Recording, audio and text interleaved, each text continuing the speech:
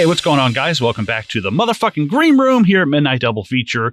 Thanks for your patronage. Thanks for signing up. We hope you guys enjoy these bonus episodes, and it's going to be a little bit different tonight. We're actually doing something we've never done before.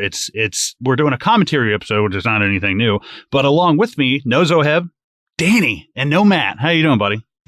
Pop quiz, hotshot. Okay, so after seeing this so much, I was like obligated for that to be my first words on this episode. Now you're just using it as an excuse. Someone will be like, "Hi, may I speak with Collin Duckin?" Oh God, Quat Piz. Yeah, Quat Piz, hot shot, shot hot. No, every all day today. Like when someone cut me off in traffic, I was like, "Pop quiz." No, it wasn't that ingrained. But man, what a line in this. What are we covering today, though?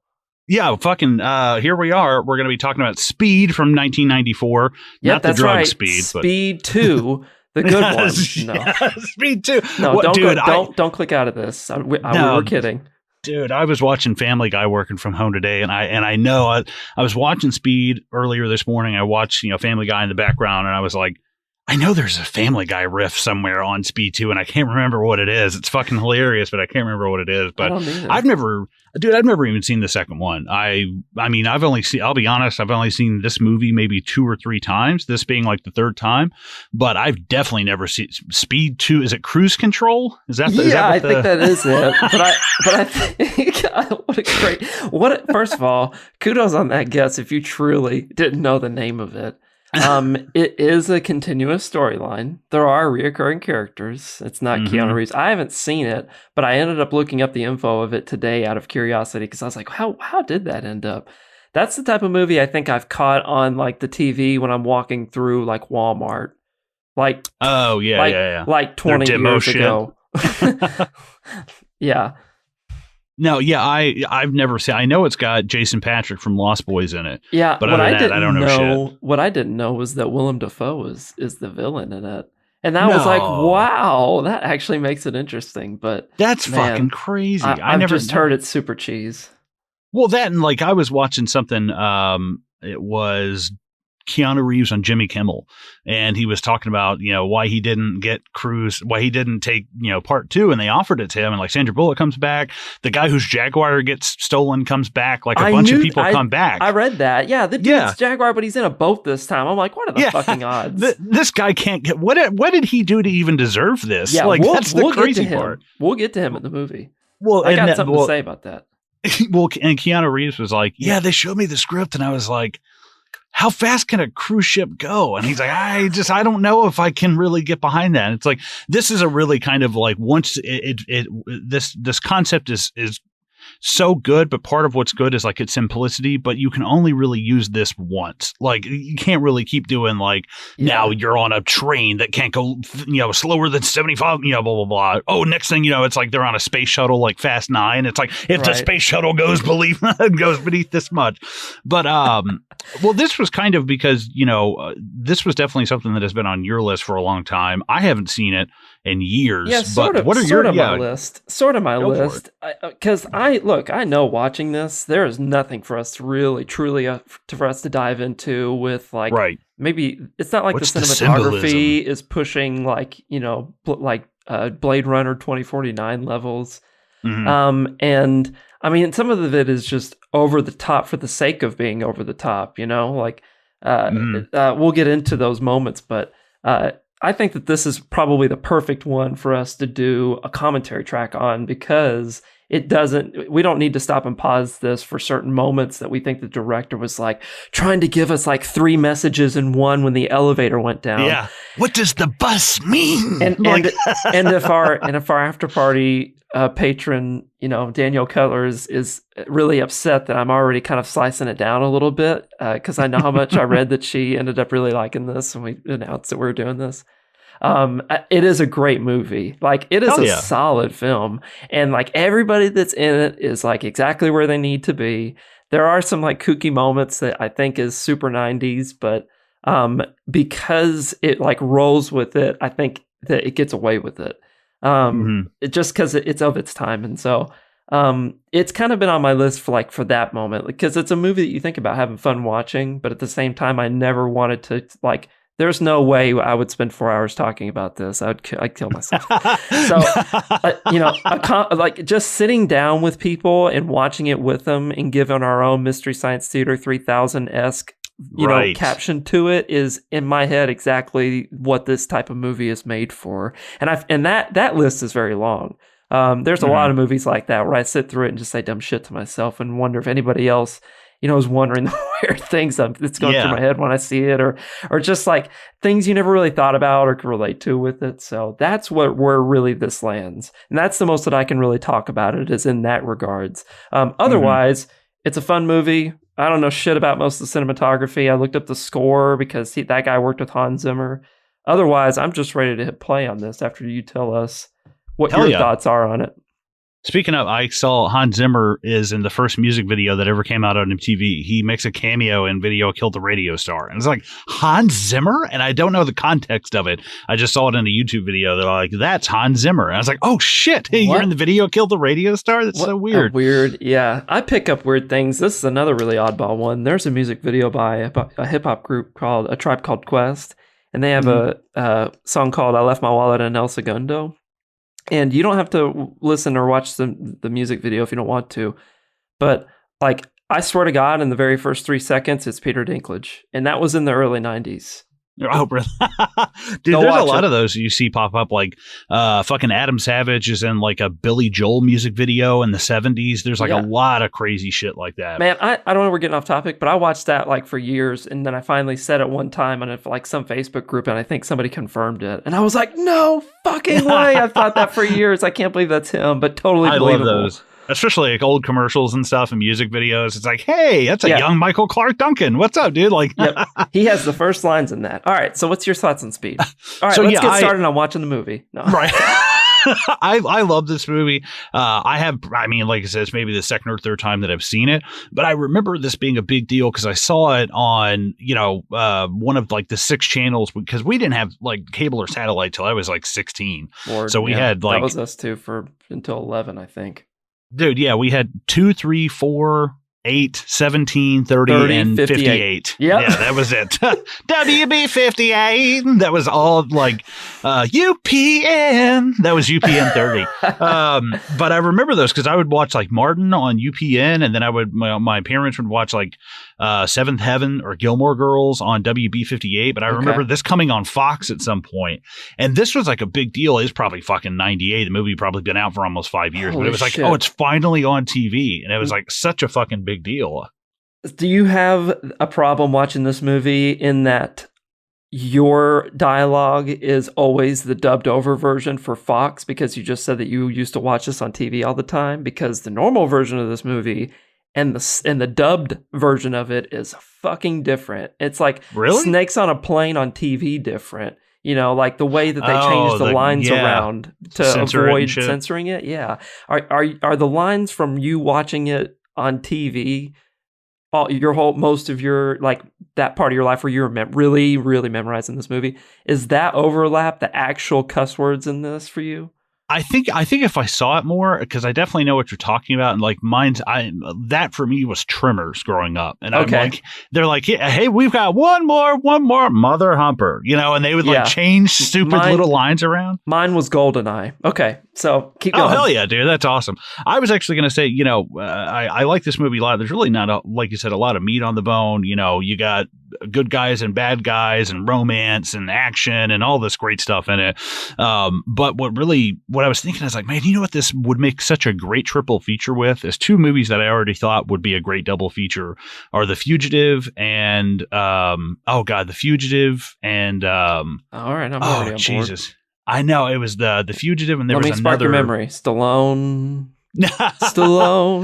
Dude, there was I can't remember. It was, but this one and The Fugitive, and there was a couple of, I can't remember if it was Tommy Lee Jones or another Harrison Ford movie. I can't remember, but there's one very similar to that. They continued that, and it's Wesley Snipes in it. U.S. Marshal, I think. U.S. Marshals, yeah, that was a really good one. But I'm drawing a blank, but there were 2 that I thought would be perfect, and this one would be a great like cap onto that trilogy. And I'm drawing it will hit me in a ton of bricks in 10 minutes, and I'll be like, oh, this, and I was all blurted out. All right. But this, I think there's this kind of this feel with these 90 movies that are really cool, where this has like a dash of like Collateral and Heat. Like it has this kind of like watch the bad guy use the anonymity of like the world around him, where it's like he can hide in plain sight. I love that when he dresses up like a cop at the end. That's a fucking dangerous person, man. Everybody's great in this movie. I really, really, really do enjoy all the performances, especially the people on the bus. They're so believable. You cheer for them when the little things happen. You're like, dude, I want to hang out with Ortiz. I want to get a beer with that guy. He seems really fucking cool. The bus driver seemed like the coolest guy, the most chill guy on there. Like right from the gate, she's trying to chase him down, and he's like, she's like driving off. He's like, this ain't no bus stop. I'm like, that's fucking right. But yeah, I'm ready to jump into this shit. I think we'll have a lot to talk about once we. Yeah. So if you guys are watching this with us, of course, we're starting to hit play, right? Wait a minute. Not yet. Okay. Not yet. But the runtime of the one we're watching is an hour and 55 minutes and 53 seconds or so. Right. Okay. I am ready when you are. All right. I'm going to count us down? in 3, 2, 1. Let's go, everybody. All right. I'm on 4, 5, 6. I'm seeing the 20th 7. Century Fox logo. Yeah. Okay, word. We don't have to be, obviously right on the same second. No, let's keep counting the seconds through the whole thing. Everyone will love I'll do that hearing at first. that. I'm always like 15, 16, 7. All right. Last time we're going to make a quick shout out here. Oh, don't worry. You have 3.5 minutes during these credits to tell me whatever you're about to fucking tell me, by the way. Okay. This is an entrancing beginning. Like, just straight up. I love how, like, this whole the elevator panning down, you don't really quite know what you're looking at the first time you see this until you're like, what is this outside a building? I'm seeing numbers. Man, but this is a cool ass opening. And also, kudos to whoever did the timing to this. I don't know if it was just easier for them just to do the credits later and be like, we'll just stretch it out or whatever. But it does kind of have that perfect like ending to it where it just moves right into the scene. It gets your attention, man. At the end of the movie, I was like, you have more? You didn't do everything in those 3. No, it is actually cool because what I like about it is, every beam, it's another name. And I think that's interesting.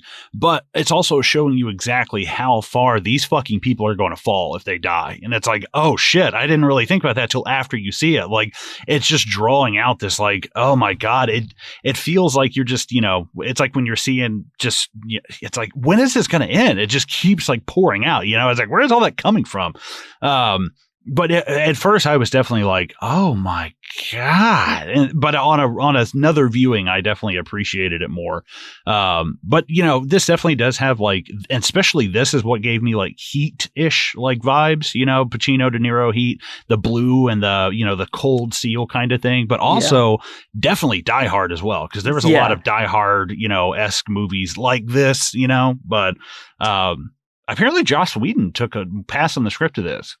He's one of the, I don't know if he's credited or not. I didn't look up because I'm a hack. I'm not a good podcaster. I didn't do any research. We would have picked up on those Joss Whedonisms probably in this, just that like, that humor that's just kind of quick witted and no one really laughs at it. It's just like situational almost humor. Mm-hmm. Apparently, yeah, he's done a pass on a lot of crazy shit that I'm like, oh my God, man, you never would have thought. You know where I saw his ass pop up the other day and I stopped and took a picture of it because I was going to bring it up and just never did, was Toy Story. He was like the writer on the first Toy Story or something. Yeah, he's done a pass at some shit that would really make people like, what the fuck? I tell you one thing though, watching these credits, it is, I really just thought, like, have you ever seen like the Zucker Brothers, like Airplane, like Scary Movie and shit? Have you ever seen Airplane? No, well, I've seen like, I feel like that's that movie I've seen so many clips of that I've seen it. I just want to let you know, we're all counting. No, yeah, exactly. Surely you must be kidding. No, my name's not Shirley. Yeah, don't call me Shirley. I just pictured as this thing's going down, there would just be 2 guys like sword fighting on the ladder, like, and it just moves past them like it's no big deal. Just shit like that. Just like a woman in a shower cap hanging clotheslining, Yeah, how many of those can we come up with? Yeah, Woody Allen's on one of the levels writing. Yeah, it's like Stephen King. Like, look at this scary lamp. Ooh. But yeah, I love this. I love this opening, especially with what Dennis Hopper is fucking awesome in this. I love Dennis Hopper. It's super cool. You know where I hear him the most? Not a movie. It's on the Gorillaz album. Really? Do you know that I think it's on Demon Days. Fire Coming Out of the Head of the Monkey or something is the name of that track. You know the Gorillaz, like their albums are like, almost like almost themed basically. And Damon Albarn had Dennis Hopper read it. Yep, on the album Demon Days, which is produced by Danger Mouse, the Gorillaz album. Fire Coming Out of the Monkey's Head. That's the track that he ends up. Dennis Hopper reads that whole thing. Listen to that track one time. I love Dennis Hopper. It's unmistakable. It's just an audio track of him talking. But I was talking over the guy getting totally knifed in the side of the temple. I was hooked and telling you that track is history because I was blown away when I realized it was Dennis Hopper. I was like, oh, that is him. This guy on the left with the eyebrows, yes, he is Michael Michael Finchler, I think is his name. That might not be his first name, but I looked that up because I was so convinced that I saw him. He is in so much crap. I think Mulholland Drive. He's in a bunch of shit, man. Mad Men is one of the things that he's in. Okay. This fucking asshole in the elevator. Look, luckily you pressed it. We wouldn't know. Like, fuck you, Dale. Fuck you, Dale. I'd love if you turn around. This is why Alicia left you, Dale. And he's like, oh. Yeah, there's something weird going on here where like some of these people are all like whispering over to each other, but I know. And it's like, it's so funny to see, at the beginning, they're just like, hi, I'm a business person. You doing business? Hello. Yes. Good business. Yes. I like the deal. The business. I'm generic white guy number 7. Yeah, right. Exactly. But dude, this would scare the shit out of me. Just dropping down this elevator shaft. Yes, like this is everyone's fear. I'd probably vomit. The camera footage of the elevator falling, it was really just the camera shaking and everyone standing in the elevator because they would be on the ground and shit.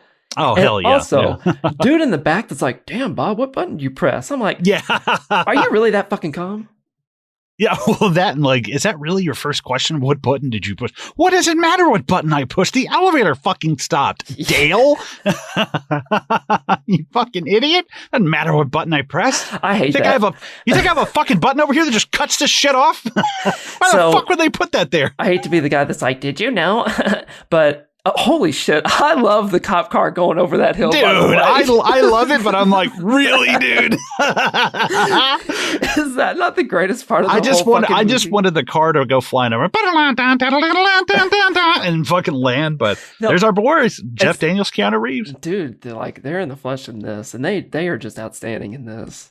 Yeah. But that car going over the hill with just like such ominous silence, I feel like beforehand, we're just like, I can't hold it. I can't. It's almost a comedic. But dude, Joe Morton as the chief. I love Joe Morton. Yes. Every time he pops up in something, he's great. I remember we were doing our watch through of House for the very first time like years ago when it was still coming out. And he popped up in one of the episodes. I was like, all right. Yeah, he's fucking like Cyborg Stad and a DCU. He's in Terminator 2. He's in a bunch of shit, man. He's such a great actor. Yes, he just shows up exactly like in these great roles. I know that they have an actor that plays the Johnson in Halo, but I'm like, dude, it should be Joe Morton. Like the mustache, saddle up, Marines. I'm like, oh, I'd love see Joe Morton. Yeah, he doesn't have that vocal bite that the guy that plays Sergeant Johnson does, but Joe Morton has like the personality that you can believe. Like when he's talking, you're like intently listening. He's like, hey, Harry volunteers. But I love it. His effectiveness. He's like, hey, he's like, look, yeah, looks like we're walking. And them going up the steps is like, imagine how it makes me think of Ghostbusters when he's like, oh, how many floors? And they're looking up and you just see the infinity of like, God, 30, what are they, 32 floors up by the time they reach this? Fuck right. That, man. And they have equipment, I'm sure, that like weighs them down Hell even yeah. more. But like, I thought it was weird that they didn't come in with helmets on. Like they are super swatted out unless someone shoots them in the face, which is like, really serious. Yeah. I didn't, but I bet also you think it's to sell the fact to see their faces in the very beginning. I was going to say, that's exactly what I was going to say. I'm that's sure a good they did this with like helmets on the first time and they were like, fuck, do that again. Yeah. Well, I love that this movie actually has some smart choices where like we're not quite there yet, but when he's like, "Hi, we're the LAPD," and she's like, "Why didn't they just send a repairman?" And it's like, that is a cool ass line. man. I was like, that's smart. Like Dennis Hopper, and they're listening to, I'm at that scene right now where he's listening to them talk, and it's like, yeah, of course you would have some kind of like, you would want to keep a radio frequency just to hear stuff. Like, of course you would. As everybody's just, it's kind of one of those movies you're like, I would have done it this way. I guess where I would complain and be like, oh, it's not very realistic, blah, blah, blah. This is a movie that promptly shuts me off when it comes to that. As I'm like, no, that's cool. I would probably do, if I could do the shit that they do. But I don't know about this, man. I'm terrified of heights. I'm actually really fucking scared of heights. I love how professional are to go through that hole. They take this awesome, amazing, portable, like lightweight power drill. Like in the early 90s, it would have been super handy for a lot of places. But then like to crawl into that hole, he's like, here, let me get one of the hotel chairs. Yeah, right. like I'm surprised they didn't get this little like professional SWAT step stool to go up in there. Yeah, he just pulls it out of his back heel and he's like, it's just like a little set of stairs he props standard up. issue. Did you bring yours? Yeah, let's go bind them. They do a Transformers. I love that. Yeah. Thank God. What are you doing up there? Yeah, it's just an elevator malfunction. He's like, why the fuck are cops here? It's like, yes, that's exactly what I would say. Why the hell are cops here? We'll get the elevator working in no time. Right. I'm sorry. Are you pulling the elevator over for drugs? Like, why did we stop? Oh man. But this is, I wouldn't, I'm not a claustrophobic person. I'll take claustrophobia over heights any day. I'm in a fucking closet right now recording. Like I actually kind of like small like spaces sometimes, but it's like, I don't know. I crawl into small spaces when I get home. Right. I sleep in a coffin. Blah. But I like right here, Keanu's just like, hey, he's kind of got like a gut reaction to this dude. Yeah. There's a second ago where Jeff Daniels checks his watch at the flash. There's no way anybody reads time that goddamn fast. Yeah. He's like, all right, here we go. He just wrote the time. He always looks like it's 4:15. It's like what you just did was your eyes fixed on your watch to see what time it was. In that scene, he like flips his wrist in front of him and just basically keeps talking. I'm like, how'd you see that? All right, I'm done picking on him. No, this is great because this is where they're going back and forth about shoot the hostage. Yes, because this gives you a good outline of like his kind of like almost cowboyish like demeanor in taking care of some of this, but at the same time he's like super tempered. I mean, like when all the shit with the bus is going down, he's tempered, but his decisions just sometimes like seem like wild, but they end up working out sometimes. You know what I mean? Like. I don't know. It's a neat like balance of a character that I feel like Keanu Reeves pulls off like really well in this. Yeah, well, there's a couple, I like this. As soon as he's up to something when he's like, how much does the elevator weigh? And it's like, why the fuck do you want to know that? Like, why do you want to know that? What are you going to do? I think we're not going to shoot him, right?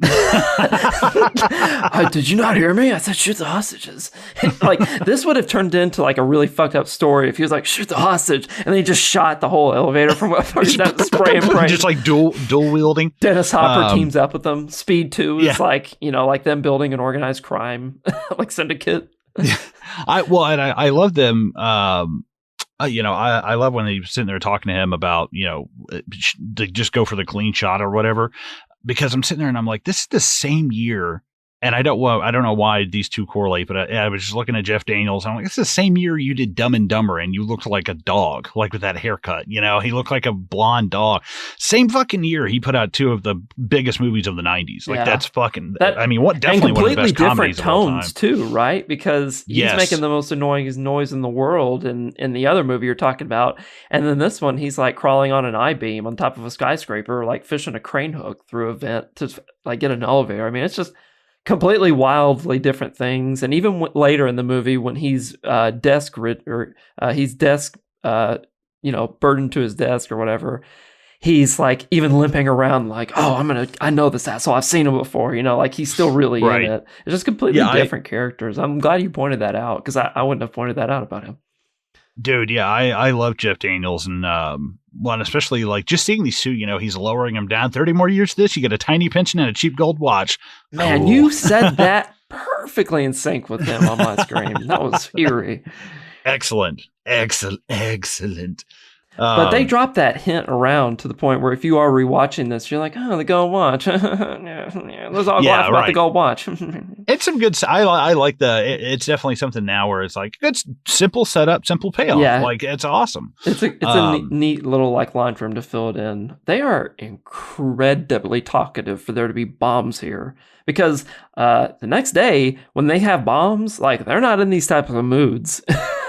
Oh yeah, they're not like chewing gum and just like, so who do you got for the Knicks? You know, it's like I know, like halfway running up the stairs, getting something out of the vending machine. It's crazy in this movie how like lax they are in this first one, dude. Well, that and like as soon as they start fucking around, he blows those brakes, and you're like, oh shit, and like blows a chunk out of the bottom of one of them. I was like, I didn't really think about that. Like you can't just be like, man, I'll just blow the brakes. It's like, no, you blow the fucking bottom off of this thing, dude. You know. Yeah. Also, clever how I feel like set that up for some camera angles later, because they end up having some neat camera angles later where the part of the elevator that's missing, like it perfectly lines up with the elevator door they're escaping through. We're not there yet, but but I think it also shows too where like, you know, Dennis Hopper does the same thing on the bus and just blows the steps off of the bus. Like that's how precise he can be. Hey, that's excellent. Can we talk about the guy that whenever the elevator doesn't fall for some ominous reason, the like random Homer Simpson looking dude in the lobby's like, usually it falls by now. Yeah, right. I'm sorry. Do you just sit around and wait for elevators? Yeah. Do you have a pool going on this? Every 12 years, there's always one. At least every 12 years. He's walking away, bolt cutter stashed in his back. Yeah, sir. Yeah, you need to come with us. Someone's got to pay Daddy's pension. Please open the door. I don't want to die. It's like, what do you think the door is going to go to? And I was like, well, where do you think this door is? Like, unless you're Kitty Pryde from X-Men, you're not fucking going anywhere. And like, they didn't give her great direction either, because that double just literally gets on the ground and starts pounding the elevator ground at some point. I'm like, what do you think that's going to do for the door? I'd love if the door is like, oh, I'm sorry, and just open. There's no big deal. Dude, she is the polar opposite of the woman in the back of the elevator. This woman's willing to get sliced in half, sliding out of that motherfucker when it's still moving. And the woman in the back is like, I'm going to sit here and just watch my feet collapse out from under me when I hit the ground. Dude, I would not. There's no way I would be that slow about, I need to be held and picked. Yeah, no, you got to fucking be like, dive out of this thing into the ground. Yeah, dude, Sean Connery and The move. Rock rolling under the furnace speed of rolling through that door. Well, also, I love that just like, hey, let's throw an upskirt shot in here for this chick. She gets, for the guys who are coming to see her movie. Like, okay, I don't really need to see that. It's like, that's ridiculous. But I do like, there is something, I feel like I saw something, whether it's another scene or like kind of similar to this, where they're pulling the person out, but at the end it ends up like cutting their legs off, and it's like a cop deal who has hostages. And I was like, oh, doesn't the last woman just get like cut in half or something? I was like, nope, totally different movie. But I love the dude. She's like, give me your hand, and she's like, I'm not going, and he doesn't even hesitate. He's like, okay, one please. I'm gonna go ahead and go up. Like he's like, bye, bitch. I'm not fucking leaving. So I feel like I've seen like company videos of like what to do if there's an active shooter in your workplace. And like they have talked about, it's like, you need to try and help people, but you can't drag them and run out yourself. You know what I mean? Right. Like it's kind of like you got to convince them, but at some point, some people, you just freeze, it sounds fucked up, but it's like, you're not going to be able to do anything to stop them, and you can still have a chance to get away. It sounds fucked up, but I was like, wow. But it's that fight or flight thing where it's like, listen, man, like, I want to help you, but fuck, I'm 300 pounds and 6'4". I wouldn't pick up shit. I'd be like, dude, okay, bye. Like, come on, man. I love how the elevator hits the ground. I know we've skipped over some great parts in this just talking, but the elevator hitting the ground, I love how like even Joe Morton's like holding his ears and like that's a cool moment. Yeah. I feel like it would be so fucking loud. Oh, it would be tremendously louder than that. I feel like. Well, and I love they're up here. They're what is Daniel say, he's like, oh yeah, no, my watch is not off. He had 3 minutes. Yeah, he jumped the gun. Like he's cutting us early. But I love Keanu. He's like, no, he knew we were up to something. He's close by. I like the fact that he's just picked up on like, no, this is, and I'm looking at him in the short, you never really see his hair that short. Apparently he shaved his head straight up before production and they just pushed it off as long as they could. Like they were terrified he shaved his head. And I was like, well, what does that have to do with anything? I think you're baldest. I think you're a fucking baldest. No, calm down, Collin. Yeah, just start just ramming my head into the wall. But looking at him, and it's like, man, there's so many. You buy this relationship between the two of them because you've got the veteran more so than the hotshot cop. But in his original, I think in the original draft, he was a bit more of like a hotshot, like Johnny Storm, kind of motherfucker. But apparently that got toned down. But you still see pieces of it, and him chewing the gum, and he's always like. He's always. You feel like this dude would always be like tapping his leg or something. Right. He's always chugging along. But he's just always ticking. Like he's right. He's got like that nervous drive almost. Yeah, and dude, props to Keanu for doing most of this shit. Doing a lot of those stunts. Yeah, going down the elevators. Oof. There's a couple of these moments. It's like later when the bus explodes. And like he's getting really close to it. I'm sure they had like heat shielding and there's probably like just camera effects that make it look like he's closer than he is. But like that shit would be hot, Hell yeah. Like dude, yeah. Stand next to a bonfire too close and it's like, oh shit. But like way the fuck hotter than that. So dude, yeah, absolutely. This almost scared the fuck out of me because it's like you don't really expect it and you're like, oh shit. Like, cause you have no indication that he really has a shotgun beforehand. It's just, I didn't see it. And then there's just holes in it. Yeah, Jeff Daniels trying to get away and falling through. When I was younger, I don't think I ever caught that part of this, or I was like, why is that guy in a desk? But yeah, I mean, of course, this is what does it. But I can't believe as soon as he falls through the hole, as soon as you see him, I would just be guns on Hopper. It's like, your dude's going down. He's a distraction now. Like, shoot Dennis Hopper. Come on, man. But I get it. It's easier said than done. Yeah, him sitting here on top of the elevator while Dennis Hopper's pulling up Jeff Daniels by the nose. It's like, come on, man. You just like reached a hand in there and been like, dun, dun, dun, dun. Yeah.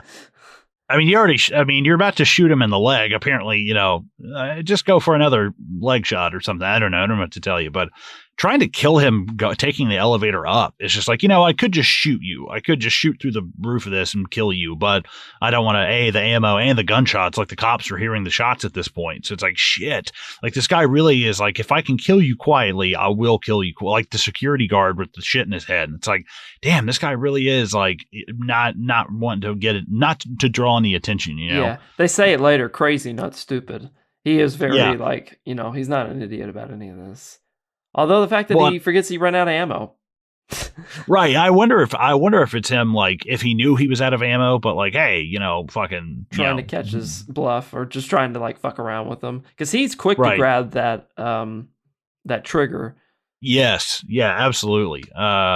There's going to be 50 cops in the base. Oh, a standard flanking deployment, right? Like, God, dude, he's so fucking good in this movie, man. I haven't seen a lot of Dennis Hopper. I've really wanted to see Blue Velvet. Apparently, he's a fucking terrifying ass villain in Blue Velvet. So I think David Lynch, but it's supposed to be really, really, really good. But I'm not a huge David Lynch guy. I haven't watched a lot of David Lynch stuff. We've only recently done some more David Lynch stuff, but I know he's a little out there compared to a lot of filmmakers, but I mean, it's just sometimes darker material, and you just got to be sort of in the mood for it. There will come a time, boy, when you'll wish you'd never met me, Mister. I'm already there. I was like, okay, that's yeah, that's 90s. I just see the McDonald's cups with the coloring, on inside of it. Just hearing him say that. Well, I love it. He's like, you shoot me, I drop this thing. They'll pick up your friend with a sponge. It's like, fuck. It's that's you terrifying. Too, right? Yeah, I mean, I'll be fine. Like, in fact, I think he has a flak jacket on. He might even make it out of this. Like, I'm wearing a potato sack. I'll make the explosion. Right, but you won't. It's shocking, but at the same time, I mean, we're put in this situation. When he shoots him in the leg, he's like, sorry, I know, Monday's right. Fucking shoots him in the leg. Yeah, great shoulder shrug. I feel like that's a if GIFs were huge in like the early 90s, like that would have been what picked up. It's just him shrugging his shoulders like, yeah, fuck you and your leg. Yeah, but of course the bomb goes off. They're flying back. Like, I love the fact that nobody after the explosion is like, what? Like, they can't fucking hear each other. They're like deaf. Yeah, Keanu Reeves was really in this explosion. No, I'm kidding. I was gonna say shit. But what a quick changeover. It's like this huge explosion. I love how they don't fuck around with any of like, oh, what happened? He exploded. It's like they just make it super clear immediately that he didn't, like, that he's still in the equation, that he's still the villain. But I love how he's like, you shot me in the leg and they're giving you a medal for it. You fucking little prick. Well, yeah, and everybody thinks that Hopper's dead, and it's kind of like the fact that you can take him by surprise is interesting because everybody's like, oh, the guy blew himself up. He's dead, man. It's like, well, like he says, they don't even bother with an explosion that big. They don't even look for you. Like they just assume you've been obliterated. So it's interesting, Yeah, they don't even say anything about it. Oh, well, and I don't mind, like, it's cool seeing him, watching them on television and stuff. But honestly, I think if you had just had it where, we don't know that Dennis Hopper's alive, and here we see him clapping. He's got the thumb missing, I'm like, okay, did he lose the thumb in the explosion? I was like, or has he already had that? They explain later that he had an accident. Whenever they find his pension, when they find him through the pension or whatever. Yeah, at the first time I was like, what the fuck? Is like, did he lose a thumb? Is that all he lost in the explosion was a thumb? I was like, I don't think so. But the interesting thing is, like, I think if they had taken him and not shown that he's alive, the first time you hear him is when hey, pop quiz, hotshot, and he's on the phone and you're like, oh shit, this guy's still alive. Like, that would be an insane twist because I just really don't need to see him. I like this. I like seeing them all drink and he's like, hey, good job not getting yourself killed. But if they had just left it where, we know he's going to be alive, but I feel like just chronologically, if you left that scene out of the movie and the first time you pick back up, it's him on the phone blowing up that bus driver, it's like, oh shit, like that's pretty terrifying, That would have been a neat reveal, yeah. Like knowing it when Keanu knows it, but I love this. This feels like Heat, them all hanging out and drinking at the bar and stuff. This feels very what's his name? Ted Levine and Heat, when he's like, I had this friend growing up and take his eyelids and turn them into, and he's doing this weird shit in Heat and he's just like improving. But this is, I enjoy watching this, seeing like the cops and the robbers just kind of not at each other's throats the whole time, seeing their, I guess they're kind of, at home, like kind of life, but you don't really see that out of Dennis Hopper. And I think that's a little bit more interesting because, Heat is about the bank robbers and stuff, but this is just kind of like, no, he's just a bad guy, plain and simple. There's no really redemptive things in him. Driven by money, which is like, right. I feel like probably one of the main things that people write, on most idea boards, like, what's the villain's drive? Money. You know what I mean? Right. Yeah, exactly. He's an evil world power guy. Oh, okay, cool. I'm going to go home and have sex. Harry, you're going to go home and puke. I'm going to probably do that too. I would love to see, like we were talking about with U.S. Marshals and The Fugitive. It's like, I wouldn't mind at all seeing, these two cops teamed up together again. I think that would be so fucking good. Their chemistry is fantastic, man. Yeah. Oh, this guy bought real estate in the 90s. This bus driver, dude, this guy is in so much random shit, man. Yeah. Like, and I couldn't for life tell you, where exactly I know him from, but this bus driver, oh my God, he's all over the place in the 90s, dude. I'm gonna look him up actually real quick. Yeah, he's got such like a great like personality that like he just runs in there and it almost seems like he is truly a bus driver or somebody that runs into Keanu Reeves every single day there. This guy, he was like, hey, I'm the tough guy. I'm a big guy, like kind of attitude in all of these like shows. I think he's in like Home Improvement. He's in a bunch of random shit, dude. There's something that I feel like he's in that you're gonna say and I'm gonna be like, oh, that was him. I know I know he's in a bunch of shit, but he's just one of those extra guys you don't really notice a whole lot and stuff, Yeah, this is a cool ass scene where he comes out and it's one continuous take of him being like, I'll see you later. putting his coffee on the hood, and then it pans over his car's hood to see the bus blow up.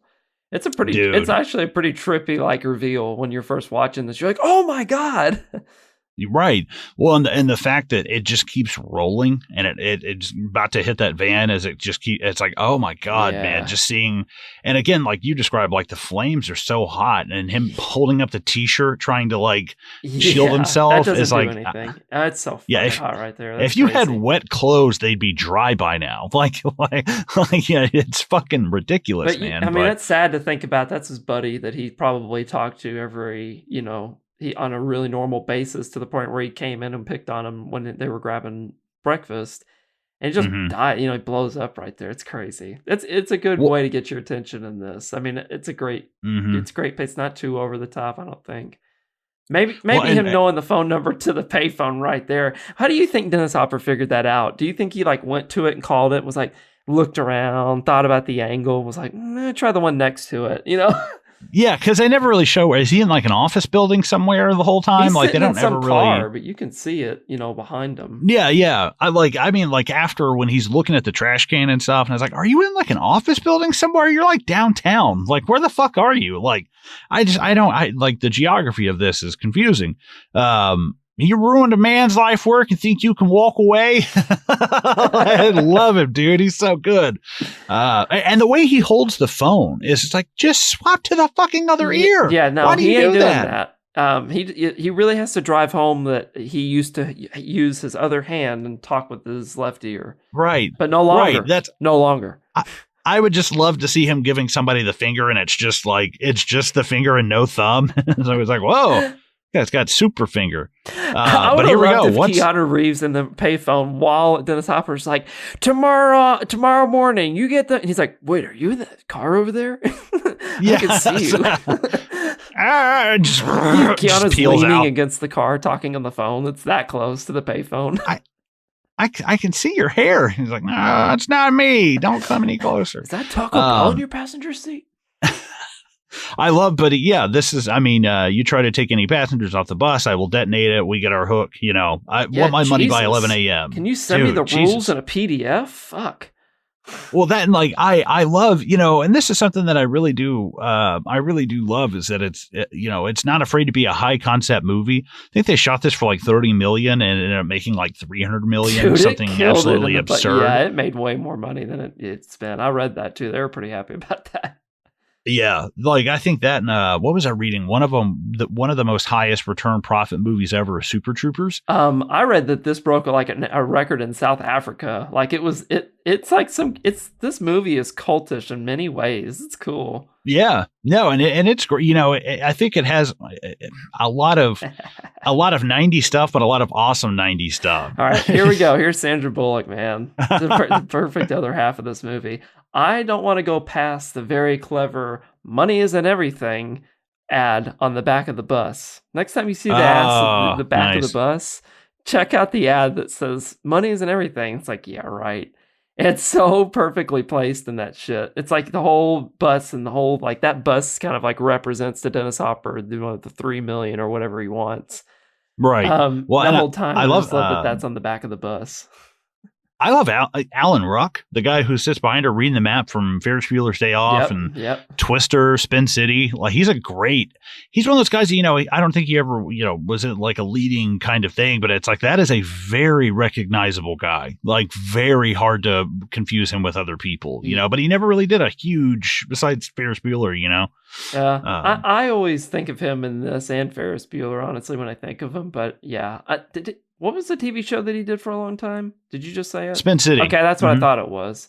I was gonna say Just Shoot Me, but I don't think that was right. Close enough. No, Spin City's pretty good. Actually. Yeah, it is, and so I remember him from that a lot too. I got gum on my seat. Gum. Yeah, the way she just shoves it into his face and basically makes him eat it. I got gum in my gum. This woman that Sandra Bullock is sitting down next to, that's like Hank's mom from King of the Hill. She's in Donnie Darko. She's in Child's Play 2. She's in Flatliners. She's in No Country for Old Men.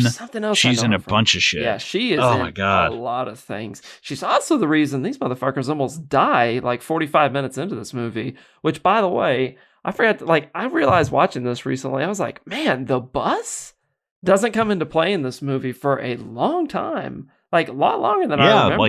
Like 30 to 40 minutes. We're hitting right about the 33, 34 minute mark, and the bus is just now kind of got all the passengers on it. Yep. And I love that he passes the guy that he eventually carjacks in the get-go. He's on the off-ramp. The Jaguar or whatever that he steals. Oh, yeah. Dude, if there's anybody in this movie that, I feel bad for a lot of people, but that guy especially is like, fuck, and they bring him back for the sequel, I assume to ruin his life again. Just to fuck him up again. And also, let's not float past the racist as fuck first line that he has, because, like, Keanu Reeves pulls up to him with a cop, and he's like, LAPD! And he's like, I didn't steal the car! All right, why did you have that as his first line? Like, dude, that's the first thing that he says to Keanu Reeves. I'm like, are you serious? Right. Dude, well, the thing that gets, and I was thinking about that too, because when they have this overhead shot of him driving down the freeway, and I was like, oh my God, that looks like footage from O.J. Simpson. Yes, dude. I was like, that looks like O.J. Simpson footage. It's like, what the fuck? Yeah, almost weird that it looked like that. I don't think that was intentional, because I feel like this has nothing to do with that. Yeah, that bus driver too. Everybody's I think they did a really good job choosing people that look very distinguishable from each other, Yeah, but also like commanding that role. You're right. Yeah. Well, and the diversity, not just like racially and, gender through the cast, but just diversity in the looks of the face and the way that the character, and there's some people you were just like, you could probably knock 3 or 4 people off this bus, but there's got to be not everybody can have, the same time as like Alan Ruck and Sandra Bullock and the bus driver and the woman, what's her name? Helen, the woman who tries to jump or whatever the fuck her name is.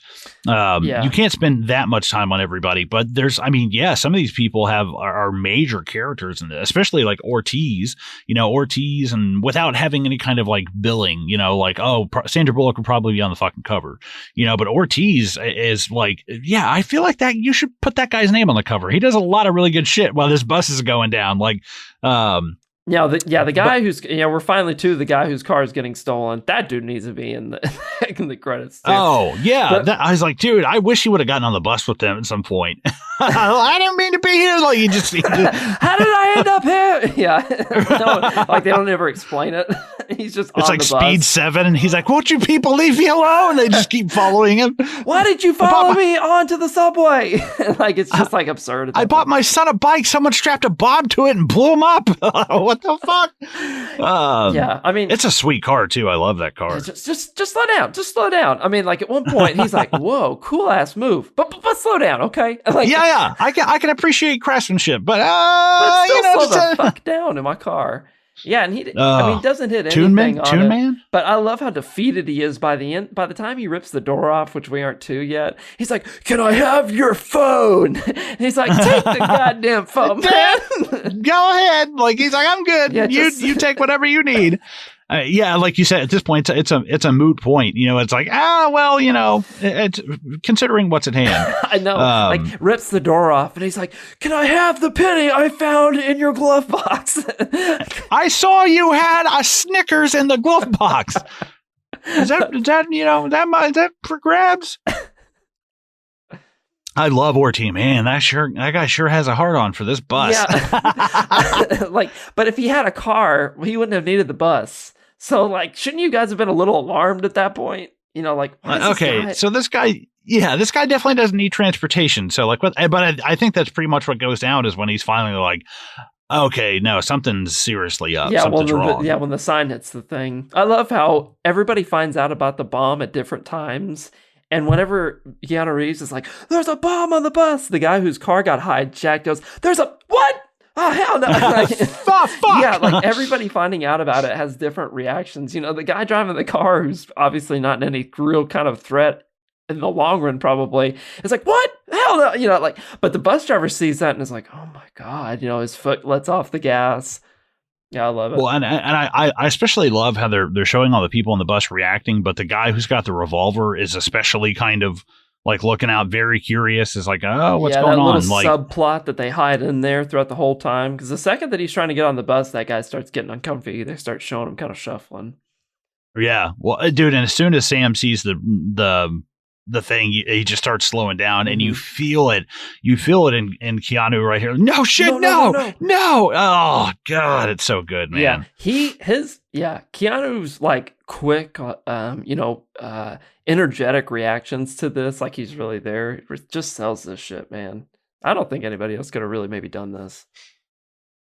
No, yeah, absolutely, and seeing it as like, especially Keanu Reeves. I mean, I know he does John Wick and The Matrix and stuff and Point Break, but this feels like a very different beast besides all of those. The Matrix is high concept. John Wick is like, modern day kind of like ultra realistic violence, but watching this is kind of like, man, this is when you could get away with some crazy, like the bus jumping and shit like that, and the villain always had to die in some crazy way. At the end of RoboCop, they fly off the roof, and this one he gets his head clipped off. Arms, yeah. Right, yeah, that fucking he looks like an anti T-Rex with just long ass arms. He looks like Woody's arms, like from Toy Story. Yeah, exactly. I always thought that. So yeah, he's I love sorry. He's like, there's a terrorist that has a bomb on the bus. Where's Jack? He's like, where do you think? I love if he was like, I don't fucking know. Is he getting donut? Where is he? I don't know where Jack is. He still getting a muffin this morning? Yeah, he had to shoot an officer yesterday. I think he took the day off. Can you give him a fucking break, Stanley? Fuck. I'm pretty sure legally he has to go, on some kind of without pay, some kind of hiatus. Take the phone. Take it. Man, that's so great. The way he flicks it off. Take the phone. Yeah, but was there, maybe other better ways for him to have, jumped from the bus from that car? Did it involve him like just hitting the door completely off? Yeah, I was watching this and I was like, man, is there really, I guess in the moment, you just got to improvise and go with it. But I mean, for one thing, it's definitely Keanu doing that. And it fucking gives me the willies every time seeing his legs hit the ground. And I'm like, oh, so you're confirming, I didn't know that is him jumping from that car to that bus right then, even though all we see is legs? That's definitely Keanu Reeves. Really? It's definitely Keanu Reeves. Because like watching it is like, oh my God. And I mean, from what I've read forever and heard forever, he does. I mean, I don't know what percentage of his own stunts, but a lot of his own stunts for this. Dang. I was like, but that's just the kind of, the guy he is. I mean, he's such a, and especially around this time period, he's not the greatest actor in the world, but he is definitely, now he's a cultural icon. Like that guy what is a great legendary. Starting, like he just, his starting billing is insane. Well, and it's like Point Break, Dracula, Speed, and then he starts doing The Matrix and John Wick, and it's like, oh my God, I know he had some stinkers along the way, but dude, who doesn't? Every great actor has bad movies, but I don't know you, man. I'm not here for you. Let's not do that. And it's like, what a great cop. He's diffusing a situation instead of like, he could just shoot this guy right now. Yeah, he's like no, I'm sure. Whatever you did, I burned down an orphanage. I'm sure you're real sorry. I'm sure you had your reasons. But I love, hey man, I love it. The guy pulled the trigger and he was just like, and just put his hand up and stopped the bullet. He's like, oh, wrong movie. Fuck. Just get shot. That's how you can tell so much we love Keanu Reeves that we haven't started doing dumb, like, my name is Keanu Reeves. Yeah, because these dumb he impressions does not of him. sound that dumb, right? Like, no. Sometimes, especially Bram Stoker's Dracula, he's like, I sent for my love, and it's like, oh, dude, he's so, I think Family Guy probably that's, I feel like there's definitely some Family Guy riffs on him, but I love getting back to the movie, Sam getting shot and Sandra Bullock just like taking the wheel. Yeah, and awesome. him flinching and his hand and shit looks super believable. I love it, man. Yeah. Her grabbing it at the last second.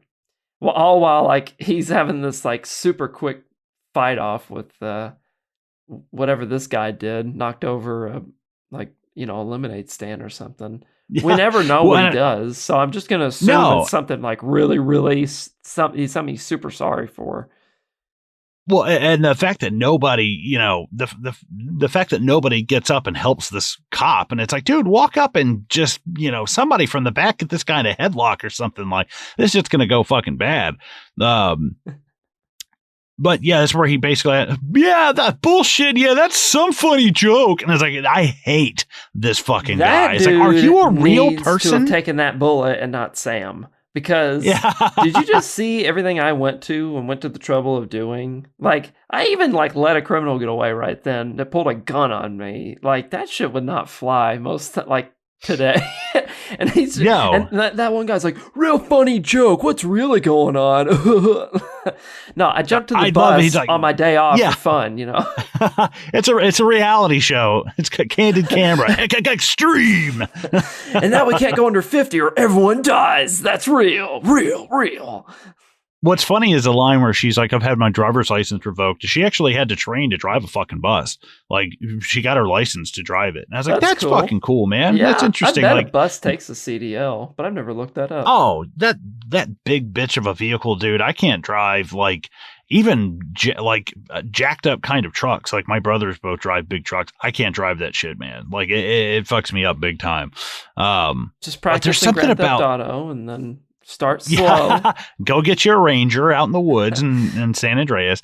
The shots of the helicopters over LA is just like, there is nothing quite like seeing a LA skyline in 90s movies, late 80s, early 90s. It's like, it's so instantly recognizable. And there's not really any like crazy distinctive buildings, you know, like just looking at downtown LA. It's just that glow. It's just that like dusty amber glow off of like that Californian coast. It's the smog. Just say it. It's the smog. Yeah, I like Dennis Hopper's little Fortress of Solitude here, just him watching everything on TV. Yep. And it's a great reveal when he's actually watching them, you know, on the camera. Not that we're there yet, but watching them through that camera because we haven't seen it yet. And I love that. I'm just like, I wish they'd done the same thing with him. Like, we don't get the reveal that he's alive. Yeah. He just calls him, you know? We find out how clever he is by observing it ourselves and not the movie, like kind of walking us into those moments where it's like, oh, he's still alive. You know, like we could have figured that out. But yeah. Oh man, Sam looks like he's in some fucking pain. But even it's badass that even like he's listening and he's like, use the access door. You know, like, dang, like this motherfucker's still helping. Sam's kind of terrifying looking. I'm not going to lie. Like if that guy, you know, I hate, like, he's a big dude. He's kind of gangly, but then he's got a very, very, very distinctive look. And I feel like if that guy jumped out of me in a haunted house, I would shit my fucking pants. Like eyes all wide and say, like that would scare the fucking shit out of me, man. Like versus Keanu Reeves would be like, oh, you know, it's not. Hey, but you know, in your Fox 17 version of growing up watching this, whenever he sees the bomb and he's like, fuck me. What does he say in that version normally? Oh, I have, dude. I have no idea because I love how what's his face like. Oh darn! Yeah, dude, Alan. Yeah, I love that. Oh darn! Just this like Minnesota like cracker. You know, this guy from. But oh, dude, the gold watch. A watch. What kind of watch? Gold. It's like, oh, I love how he's being ironic and kind, well, you know, symbolic or what have you. You know, I love the fact the way he's gone. You know, gone to do this, and But dude, yeah, what are we at? We're like a little over 46 minutes. You know, what I love is the fact that it's not, I guess you were like, hey, it's a bus and the bus can't slow down. It's like, well, where's the story in that? Like, where's the conflict? It's like, you do have conflict, but you have to create even more with like them hitting traffic. You know, like there's the little things, you know, the whole thing with them jumping that 50-foot gap at the end. I was like, okay, I have reached the point of my disbelief. Yeah. It's like, I can't. I was always this shit I love. If 50 miles an hour through this off ramp is realistic. Yeah, I love this too.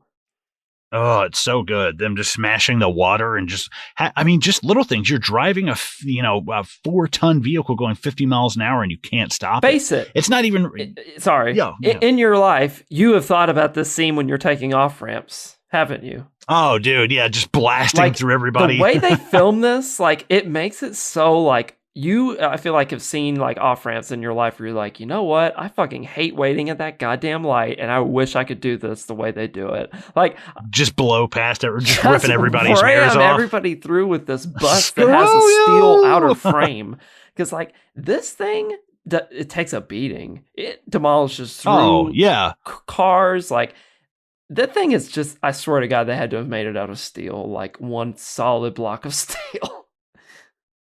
Well, that and the whole thing that I love is as they're driving and stuff, like Grand Theft Auto, you hit a couple of cars full speed and that shit's smoking, versus this bus. It's just keeps, but there's something too about it. Even as you're hitting shit, you're probably not going to kill anybody. You're probably, there's going to be some damages hitting these people, but it's the fact of not letting those objects slow your speed down too. It's like, oh fuck, that's another more kind of important thing is I might hit your car, but your car might be like a fucking, governor on my engine over here.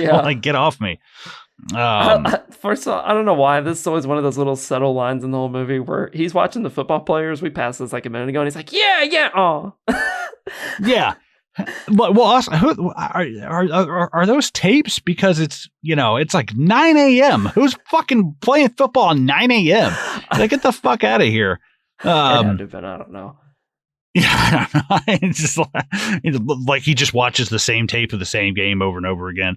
But Jeff Daniels ends up ordering them to look through more paperwork. He's slowly narrowing it down, and then we come back to Keanu being like, "I had to get off on the freeway."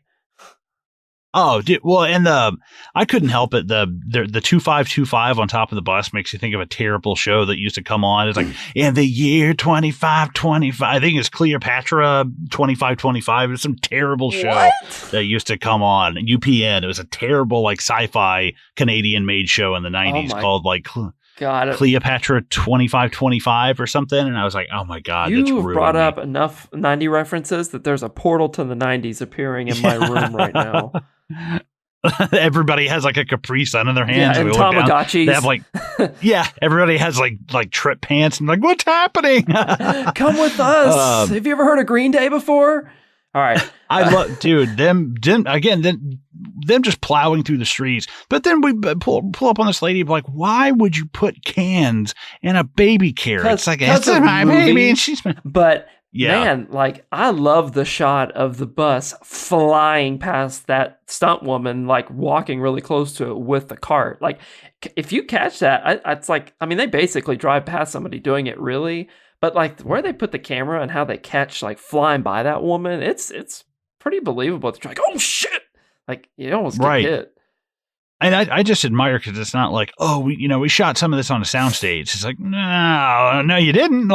Everything's got to be done. It's got to be such an obstacle. We didn't shoot that on a soundstage. We had a bus hit a real carriage and baby in this. I love they hit it at first and nothing comes flying out, and then when it lands, I'm like, oh fuck you. There'd be cans flying all over that place. Dude, Sandra nails this reaction. No, she is freaked out. And I love how believable that is. Yeah, dude, for sure. Thank you for pointing that out because she is just the fact that she's okay, fuck the bus, I just hit a baby. And it's the fact that she no longer cares about her own self in reaction to what has happened to somebody else. It's what a sweetheart. I feel script wise, they probably didn't even write anything out there, but just imagine if you really hit, how that would happen, and within a couple of seconds, you're going to get so hysterical you can't even control the wheel and he has to grab it from you and convince you it's okay.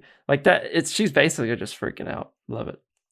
Hell yeah, dude. And just all these overhead shots, I still can't get over it. It feels like O.J. Simpson, man. You really can't. And I think this is even before that. This is 94. I don't remember really exactly. I was really young. I don't remember when O.J. happened, but I think it was right after this is when everything went down. I hadn't really thought about that since the Bronco thing, I guess. But I just kind of keep thinking of the GTA camera that you can turn on where it's super above your aerial view. And if you're driving one of these buses in that game, it's kind of floating it's drunk, like a drunk camera, but it's super zoomed out. Anyway, I love those, dude. And how smart that Jack is. And I hate the Jack Travern or whatever the fuck his name is. I hate it. I can't stand it. Whatever, it's so forgettable. But moving everybody over to one side of the bus is that's so. If Grand Theft Auto physics have taught me anything, he's correct. It's time to move. And just, as a sign of, it's also a great note to a sign of unity and a sign of everybody kind of if we all work together, we can overcome obstacles and kind of beat this thing. And it's small, but I like it. Right. Oh, I love when that bus is taking the corner. I feel like you can see a training wheel on the side, keeping it from tipping. I love how, Yeah, that is one of the coolest feelings that you get from watching this is that sense of unity. Whenever something happens, they just do it. Whenever he's stuck under the bus, they start looking for him. They don't even Sandra Bullock starts yelling out about it, but they are already oh no, was that him? Yeah, it's cool. And I love how the helicopter flying around above the city is just kind of a neat touch, even though they almost immediately get out of it. I feel like what's his name? Dean Morton? Am I getting his name wrong? Joe Morton. Joe Morton. I feel like he is on every form of transportation in this. He's on the back of a trailer. He's in a train. He's in a helicopter. He's in an office building. At one point, he's on a Segway. He's on a unicycle. Dude, I was gonna say, they look over and he's on a jet ski on dry land, just floating next to them. And they're just how are you doing this? We gotta get the people off this bus. How are you doing that? It's the magic of my mustache. But dude, one of my favorite shots just happened is where you get that kind of Star Wars shot where the bus comes up and from the bottom of the screen and you see all the cops and you're like, dude, oh man. Shot, yeah. Yes, excellent. Your journey to Star Wars fandom is almost complete. Now to stop playing Speed and go get Empire Strikes Back. Yeah. But yeah, I like that you need a moment of brevity here. Yeah, ma'am, you did very well. Actually, you were incredible. I've never seen driving like that. She's like, thanks. Did I tell you why my license was revoked? Yeah, I love that. I love that bit where she's like, yeah, and that is something where it's earlier when she's like, yeah, it's for speeding tickets. It's such a nice touch, dude. Where it's then you're exactly who we needed. That's so nice. Yeah. But she's kind of dorky. She's like, what happened? Did we bomb this guy's country or something? And I'm like, I wouldn't be laughing during this. I know. They say that so lightheartedly, oh, that's a good one, ma'am. Right. But yeah, she's got a bit of Lenina Huxley from Demolition Man here, just as kind of lovable, good almost reference. Goofy, But they said that they thought this was supposed to have a more comedic tone at first, she was supposed to be a comedian or something. Imagine if they put all those sound effects in, whenever they hit the baby carriage with the cans in it, it was boink, it's really outlandish noises, like a slide whistle.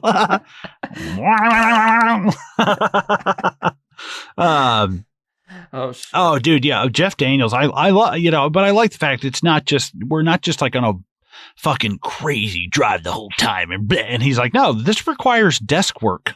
This requires someone to figure out who the fuck this guy is. It's kind of got that Hot Fuzz feel where it's it's not all about going out there and just jumping from cars to buses and shooting people. It's a lot of paperwork, dude. We gotta figure out who this guy is. Yeah, I want Speed 4 paperwork. Yeah, Speed 4, number 2 ballpoint pen. If this printer goes any slower than 162 pages a minute, we're all toast. We're running out of toner. Yeah. All right. Harry's trying to find the guy who did this. Yeah, we think maybe he's a cop. Yeah. Oh. Yeah. That's a big deal. That was this time around, I was like, oh shit, he is a cop. And I was like, I kind of forgot about it. I pretty much remembered everything in this movie except for the train subway at the end, The elevator part in the beginning is the one that I always apparently missed whenever I probably caught it on TV or whenever it was free, streaming on some satellite channel, because that's the part I always forget about. And for the longest time, I was always like, is the subway part Speed 2? And I never saw that. It was just that was when I was a kid and I was seeing this in glimpses and trying to remember it. But yeah, dude, the elevator. Yeah. The elevator shit's almost like a short film in and of its own. Yeah, I mean, it's basically the first 30 minutes of the movie is that elevator part. I think we have established trust. That's so. And the fact that Jack is smart enough to, there's some parts where he's like, I told you no one gets off the bus. He's like, I came and I jumped on the bus voluntarily. I should be able to get off, trade me for him. And I love how Dennis Hopper's like, that's fair. You can tell he's squinting his eyes. It's like Hermes Conrad. You are correct. You are technically correct. The best kind of correct. Oh man, I love that line from that show. I've said that way too many times in life. Oh, love that, dude. I fucking love. That's the only show I own every season of is Futurama. If you can find a way to like belittle bureaucracy that way, the way through they do through Hermes, it's just genius. But I like, we're putting names to people now. Annie, Ortiz, Sam. We've got to. It makes the story a lot more personal too. Where it's like these people are not just cannon fodder. Like now we know that they have families, and we know their names. It's a lot harder to imagine looking like, oh, you kill this guy, but like my name's David. It just immediately just makes so much more personal. Yeah, Sandra Bullock, grabbing the character Sam's arm when he's going down the steps is just a great touch. Where it's like, you can tell these people have known each other for, a while, or they give that feeling almost like they're acting, Collin. Wow. Dude, Beth Grant is the woman. Oh, nice. Helen. Okay. Oh my God. She's about to get run over by them tires. It sucks because her acting range is really incredible, but she got typecast in this for a long time. Like she only pops up in I almost said, "Oh, brother, where art thou?" No Country for Old Men. She only pops up in a couple of spots, but she's like, "I have to go all the way to El Paso, Texas," and she's just nagging like the whole time. Oh, man. But she's got some really in flatliners. She has a monologue about like her daughter, like her daughter dying in like birth and shit. It's really like she's great. She's a fucking phenomenal actor and a character actor, but also like does voice work and shit. She's really, really great. But just her right here when she's like slowly coming towards the door and the fucking cop being like, "Lady, come on. It's like, dude, stop." That cop killed her. Right. In a way. Stop. Come on, lady. I don't think she would have thought about it if he wouldn't have been like, "Hey, I'm ready. Let's go." Like if he would have just sitting there and like he told everybody, like it kills me. She almost gets everybody killed. Right. Well, and the look on her face too of just this kind of like, and then blissful freedom she thinks she's about to get, and then they just like the Fury Road of her, like she went under the tires. It's like, and it doesn't even look like man. the bus bumps when it runs over her. It just looks like her legs are left behind. Like I don't know. It looks fucked up. Well, again, the precision to not blow the tire up on the front, to not damage really anything but the floor is like just enough C4 to do that. Like, okay, that's weird. Is that believable? I don't know. You remember the game you used to play? I don't know if you had this game as a kid, but it was like ice blocks, and you and another person had hammers, and the ice blocks were suspended in this plastic tray, and you had to knock them out. I know what you're talking about. Be the one that actually knocked them all out. Did he do that under the stairs beforehand for only the stairs to blow out? Because like it is just like a perfect like little cutout, almost has his initials in it too. It's right, yeah, it's a little too clean. He does it in just like bubble letters. Like what the fuck? But just everybody's so distinctive looking. Yeah, like Fran Drescher. Like I forgot she was on the bus. Those fucking glasses, man. Like, and you get people at their throats. I got a wife. Oh, you do? And he's like, yeah. So if you have a wife, does that make me more expendable? Like, dude, you are a fucking asshole. Yes. I cannot stand the dude on the back of the bus, man. He's the one that should have tried to escape and got blown up. Yes, like it's just those like dislikable. Helen is like, your intentions are great, but sweetheart, like you're gonna kill everybody. And just the dialogue is like, you're a tough guy, Gigantor. I have a right to be upset. And it's like, dude, this is terrible dialogue. To be honest. This was like the intern. They were like, look, we have one little scene we got to flush out in this movie, like to build some tension. And then at the end of the scene, the character has to like relieve it and show that he's in control and still trying to think about it. And they're like, we'll come up with the dialogue. We're 9, Well, and I like because it's so stupid because you have this great moment between Keanu and Sandra Bullock where it's like, you thought when the bomb went off, she's like, I'm glad it wasn't me, basically. And it's like, shit, that's a crazy thing to like, he's probably had to shoot people before. He's probably been in a lot of life or death situations. So to like talk a civilian through it who's never had to do this before, who probably isn't really built to deal with death, right. The possibility of death on a daily basis like that is like, God, you can tell how much it fucks her up.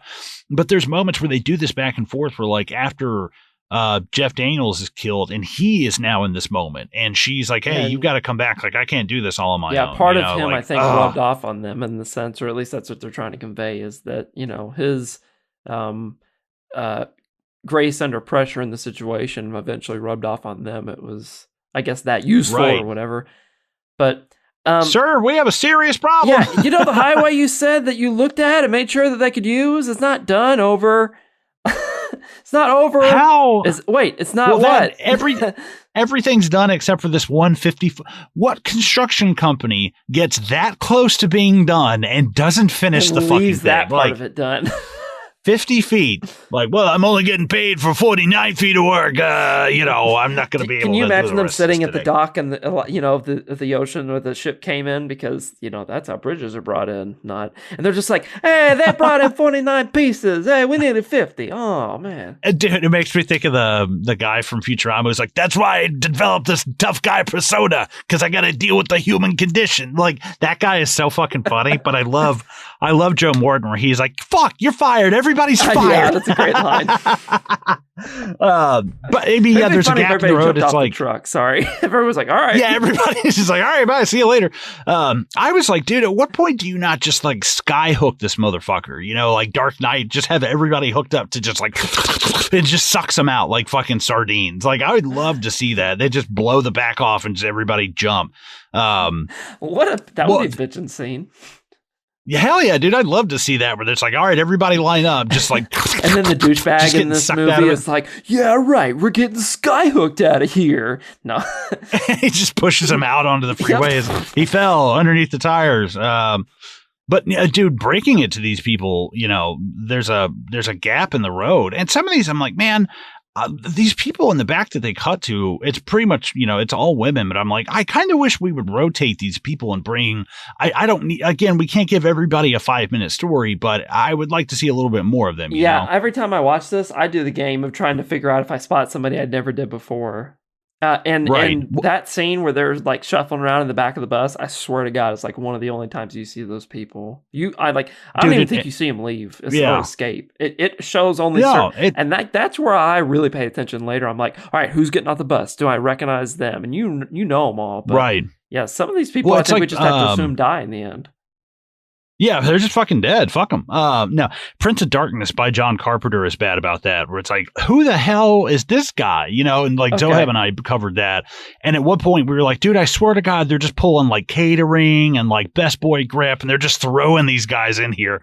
But I like him uncuffing the shooter, and he's like, oh man, I can't remember what he says. I didn't mean to shoot that guy, and he's like, yeah, well, I mean, you fucking meant to shoot somebody, asshole. Like, what the fuck? I'd love if Keanu just like shot him and he's like, you all saw it. He had a gun. Like just something crazy where they're like, I guess I better not disagree with him. He's starting to shoot people now. Yeah, he gets really rampant about it. Man, is it funny? Is that a funny look that he gets whenever like they're leaving, like the bus is outpacing the rest of the cars and everybody's just kind of like staring at him like, goodbye. Yeah. It cuts to Joe Borden. He's like, so. Can I have that last Coke in the fridge? And so that young man takes my heart with him. He starts monologuing. It'd been great if the camera stayed on the truck over Joe Morton's shoulders and he just monologues while the bus blows up in the background, not making the gap.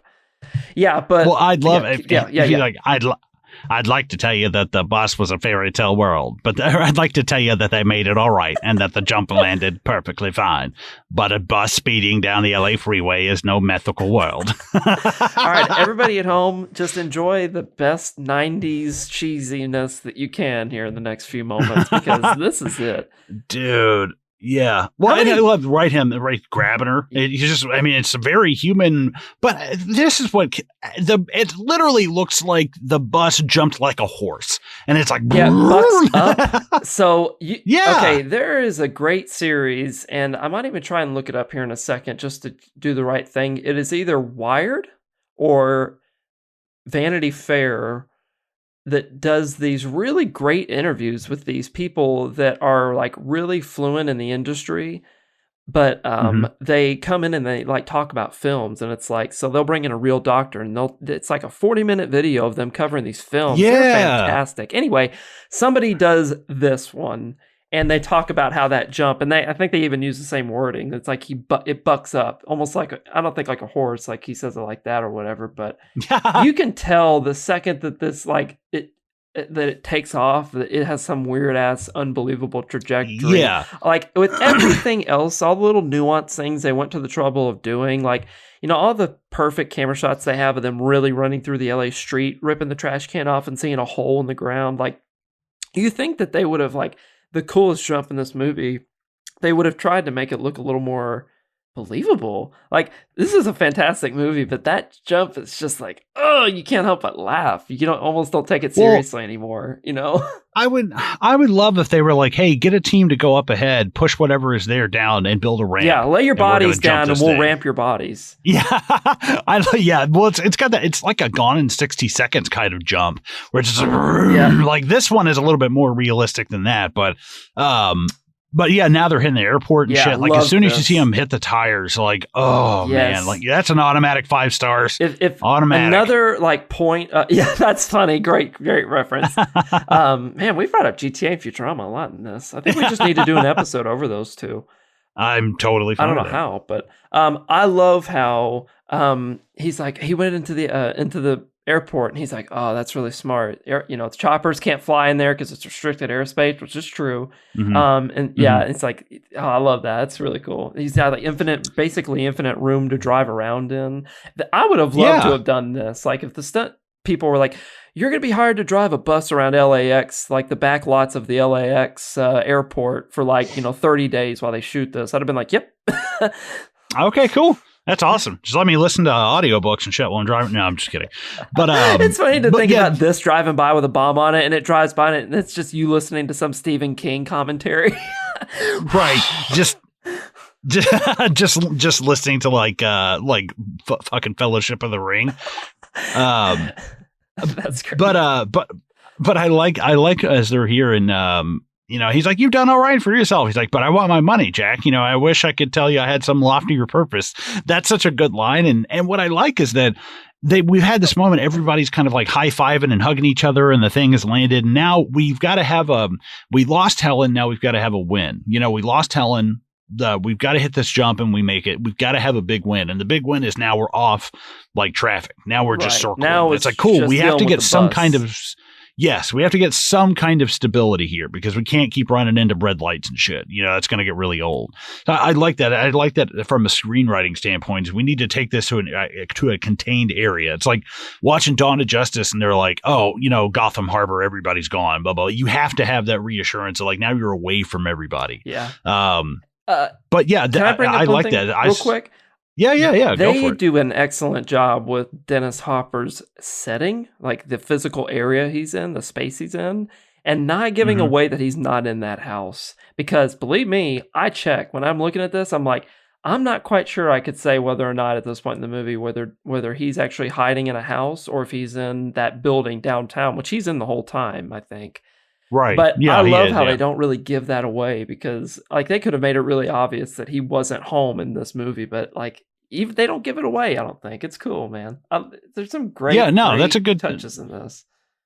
I definitely dig that. And don't attempt to grow a brain. Yeah, that's great. And it's good character shit too, where he's like, I did my time. I earned it. I got a pink slip and a thank you very much or whatever. And it's like, oh, okay, I got my medal too. And it's like, all right, something's going on here. You're police, you're military, but it's also him kind of revealing, he knows he's going to be found out. So it's not really him giving something up. But I like the fact that he doesn't have to. He wants to give this up. He knows he'll be found. But what does it matter? What does it matter to tell Jack that you have earned this? It's just like, no, fuck you, buddy. I definitely did earn this. But he lets him off again, that's Keanu all day, dude. Just steps right off onto that car and you're like, fuck. It's like when you see this and you're 5, this is the type of shit you want to just go out and try. Even though you don't have a bus and you don't have a Suburban, you just want to ask some friends like, do you want to get together and like try that? He does it so smooth almost. Like just steps off the bus, grabs it and just peel off. Like jumping off an escalator up the top. He's just like, oh, and just gone. It's like, you're at 50 fucking miles an hour. I love that. And this is, I like this it's depressed. And he's like, we can't have, but this is again, they're leaving you with the impression that he's watching from the media because we have no idea. We haven't seen even him have that view from the inside. I really, really dig that. You've caught the money is in everything banner off the back of this, right? Because I feel like that's one of the last times it's like, good shot. Oh my God, so funny. Yeah. Last time we see the ass of that bus. I don't think it's last, but it's just like, it's just such a great subtle like writing where somebody's like, we got to put banners on the bus. And somebody's like, I got an idea. Yeah. Speaking of ass, she's like, get your ass behind the yellow line. That. That's kind of funny. Even his look, like he's unfazed. He's like, oh, okay. Like, he just gets back. Oh, dude, him jumping on this little thing and sliding underneath it is, again, even now we're in a controlled environment. It's still fucking harrowing to think about that of like, even, you're self-contained in this little spot. One little thing could go wrong. You could hit a rock and get slung off that thing. Like, fuck, that's crazy, man. Yeah, but that's, I mean, look at it's Keanu. Like, but yes, you're totally right. It's him getting down on that. I don't know if it's him underneath. I don't know if they let him, I have no idea. I didn't research enough. Yeah, he's holding on to the bottom of the bus later. No, I don't know. Yeah, somebody's got to be, it's got to be somebody. But, like, when I'm watching. For this thing to break so fast, like, how often did they use this shit? Because, like, the second that he hits a rock with this, that's when, like, it starts pulling the cord and getting all fucked up. I'm like, have you guys ever tried using that before? I don't know. I cracked up. It's basically a coffin with wheels, and you're like, "What the fuck? This is a terrible idea." That's funny. It's just a piece of plywood, basically. But I'm looking at him like that's got to be Keanu, man. Like, especially when they shoot it from the front of the bus and he slides under that thing. Yeah. It can't be anybody else. Like, what the fuck? It's crazy. But yeah, the whole thing of him trying to dissect this thing while he has Jeff Daniels on the phone is such a nice touch where, again, it feels like one of them is the mind and one of them is the body, kind of like Jack is out there doing the hard work, but you have, basically Jeff Daniels is using him remotely to do it. I dig that. Yeah. And like, man, this would be tough as fuck to do. Like, I was splicing wires the other week when I was switching out a ceiling fan in our house for like a light fixture, and like I had to splice it just sitting there still, and it only takes a second. But like to think about doing that under this bus, that would be pretty insane, and not splice that wire, not cut that wire any. Well, and who the fuck? Nobody clears the runway. Nobody runs out with like the sweeper things real quick and just gets chunks of shit that's lying off in the runway. There's a lot of tire debris on that runway. It's like, what happens when the fucking plane hits that shit, like, dude? What plane's tire blew when it took off and left that tire debris? Aren't they going to want to know about that? Well, and it cracks me up the fact that later on we see, the bus eventually hits a plane. It's like, you haven't shut down the airport? Are you fucking crazy? It's like, what kind of cheap bastards are just like, put up a divider, let them have the back half, we'll be all right. Yeah, like that we haven't even gotten to that, but how that bus perfectly coasts between a bunch of like multi-million-dollar jets is hysterical to me. And through the hangar and everything, I'm like, yeah. But it's fun to think about. But that's our scumbag. We can get a place inside 15 minutes. Basically lost a digit disarming a bomb. They didn't really explain. They didn't go into crazy detail, but I guess he lost a thumb, got put on disability, and got screwed out of his pension. I guess. I mean, this movie again, like you've said many times, it doesn't overcomplicate it. Like it didn't make it like he used to be a shrink in an asylum after he had a bucket accident. I mean, it wasn't anything crazy weird you had to piece together. It's like he had experience with bombs. He literally lost part of his body to it that changed his whole life. Now he has to talk on the phone with his right arm to his left ear. It's a curse. So do you know how hard it is to wipe with the other arm, Jack? I'm thinking about the Ned Flanders store, the Leftorium. The made for left-handed people. It's like he couldn't shop there. I just cover the nub in toilet paper and just ram it up and down my ass. That's disgusting. Stop telling me it's disgusting. Dude, this is harrowing as fuck, though. All jokes aside, him being under this thing and as the cable snaps is like, yes, like, dude, fuck. If there was a Hall of Fame for sound effects, I feel like the wire making that noise, that is perfect. It's like amazing, like sound effect Hall of Fame material for movies back then. Because if you wanted to have the feel that you weren't going to be able to stop a metal cord, you just have to add that sound effect behind it, where it's just like, and you're like, oh my God, that would cut my finger off. You know, it's like immediately that steel cord becomes a villain in the movie. What kills me is, you know, basically he lets go, you know, he gets off the ramp thing and just kind of holds on to the bottom of the bus. It's like, you could have stayed on the thing and just held the wire. It would still stay underneath you. Am I wrong? Like, you didn't have to ditch that thing quite yet. Gauged out the whole gas tank whenever he grabbed onto it, like excessively carved it out. He's just like, oh, I forgot I'm not in prison anymore. He's like cutting it from side to side. He starts drinking the gas. Speed 9. The shower's in the prison. Okay. Yeah. Oh man, this gas tank is full of speed. He's like just getting high as shit. Jason Statham comes in. Is this that same movie? Yeah. No, it's Crank Night. This is a great.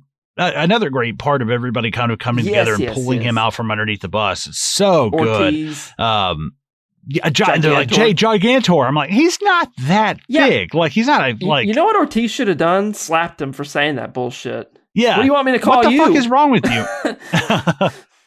Like Cracker Jack. He's like, what the fuck, you asshole? Like, call me Gigantor. But I love as they pull him up, he's covered in gasoline. This guy just died, and Alan Ruck's like, you have any luck with the bomb? And it's like, do you give the guy a fucking minute, dude? Yeah, and he looks too, like, it's funny how he looks over and Joe Morton's like super ecstatic that he lived, but it's almost like he immediately gets on the radio and is like, by the way, your friend died here in a minute, and no. Yeah, sorry about that. But it's the good pacing you brought up earlier, the win some, lose a lot more, win some, lose a lot more, until they finally, get that one big victory. But yeah, she slaps him and it's like, fuel. Yeah, she's like, you smell like shit. You smell like meth. He's like, yeah, it's in the gas tank. But yeah, I love that. Like you said, that the march of just like one step forward and two step backwards the whole time. I really, because now we've got to have a little moment of like, all right, now we're running out of gas, due to something that you're the one who had to do it. It's not like he came in and just blew the gas or something, or, he did something and, he cut the gas tanks prematurely, or, it's like, no, it's something we had to do. It sucks. They really didn't hark on him as much as they should have for this. They're like, why is the gas leaking? He's like, I did it. And they're like, God damn it. Like they don't get mad at him. Wait, when did we start leaking gas? He's like, he caught it earlier. I just now saw it. Okay. Yeah, it's terrible. All right, so we're getting to the scene that as a kid made me realize that, because this is like one of the earliest memories I remember where I was like, wait, is this that same guy from Full House? Like realizing that multiple actors I did that all the time. In multiple things. Like as a kid, you don't have that hit you until probably you see it a couple times. You start picking up on different people and somebody has to explain, no, that's a show. And the reason is like, anyway. So when I saw this, I was like, oh, that's the guy from Full House. And then the house explodes. And I'm like, wow, the guy from Full House dies in this. Like it's a funny, weird, like dynamic to get as a kid, but this is a cool ass scene. What's the guy's name that's in Full House though? Because it's not Jeff Daniels. Is it? It's Joey. Oh shit! I thought this was that guy. No. I did that for many years and was like, oh yeah, it's the same guy. They look exactly alike. I think I only saw Full House when I was a kid, and that was it's fucking garbage. I hate Full House. I remember Bob. Who else is in that? Bob Saget. And, I got that right. I don't remember anybody. John in that Stamos. Show. I guess that's not a bad thing. Well, I love Jeff Daniels as the bomb goes off and him just kind of staring in defeat. Okay, that's gotcha. It's cool. Yeah. I literally, it's so funny you did that because I was like, they both have the same haircut. They're both the same height. Oh man. They have the same nose and blue colored eyes, and it's like they look exactly. I don't know the fucking guy's name. I can't remember. But just in his hopper dropping the bomb here, he's like, it's a shame. Whatever he says. It's a shame your friend couldn't make it. It's like, that's. It's the watch that gave it away, wasn't it? It's like, even though he's explaining that he got, discovered by that clue, he's still winning in this moment to everybody else. Like he's still talking while his dead friend is like still in fire, like it's crazy. Yes. This is him on top of the mountain waving the flag. Like, look at me, motherfucker. Yep. Like, I don't want to go past this freak out moment he's about to have. That's really great. And this whole great speech of Dennis Hopper's, but there's a huge thing here the house that he had to have owned in that location in LA, shouldn't that have been worth like at least $1 million? It shouldn't. Yeah. Couldn't you sell real estate? Couldn't you rent this out for 6 months and sell it and make a lot of money? Where that shit is at. Like that, he should have held on to that house for 3 more years and he would have had way more than $3 million. That's all I'm saying. Why don't you just live in that weird sniper's nest you've been in this whole movie? Like, what the fuck? You know, and it's like, how does a man who has a couch covered in plastic not have a backup plan besides a pension fund? It's like, I don't know. It just kind of cracked me up where it's like, it's a nice house. And you know, the couch is covered in plastic and it's weird looking at it. I'm like, so you're telling me this is a guy who covered his couch in plastic, but doesn't have like multiple backup, you know, fuck, I don't know. It just made me laugh. But it's a good freak out too from Keanu, where he's, you know, now we've lost a major player. Now a major blow has been dealt, and I really like that a lot.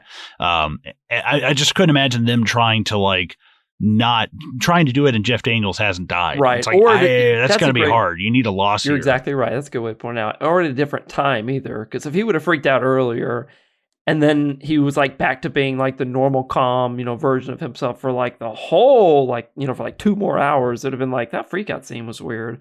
But like, he's had a long fucking day at this point. So it's like, it's believable, but at this point he would just snap after hearing his friend died. He's like, we're going to die. Like, dude, don't fucking say that. That's terrible. If any of these people hear you say that, it is all over, man. Like, you're the one, you're the leader here, you fuck. But this is where he kind of gets tipped off, where he says, Dennis Hopper had been calling her Wildcat, and then he connects that the hoodie she had, or whatever, the sweater she had was from Arizona State.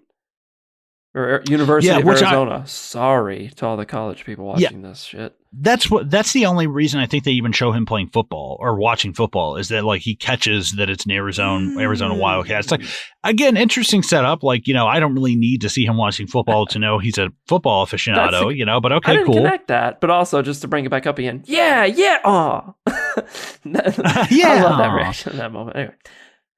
Well, I love this looking for the camera and eventually being like, oh, of course he's going to be watching us this whole time. Like, how could he really know? Because, you know, you could eventually, the cops could say, hey, we're going to ground all aircraft in LA, you know, county. Like, no aircraft right now. And there would be no coverage of it, you know? So it's like, yeah, of course he's going to have a bird's eye view. This guy's thought of fucking everything. And it's a great reveal too, actually panning out of the black and white camera as it goes back. And just seeing it amongst all the other slew of cameras, you're like, that motherfucker has thought really of like a lot of shit. What I love, you know, he just kind of, right here, Dennis Hopper just kind of seems like somebody's grandpa. You know, he's popping the glass Coke open and drinking it before the fuzz comes out. And it's like, you know, he just seems like somebody's grandpa at a backyard barbecue, you know, like he seems just like every other guy, you know. He's like, the whim of a madman. You're like, oh fuck, this guy's like, and he does kind of feel, this actually feels like when Bruce Wayne is behind the sniper rifle that goes off when Gordon gets shot.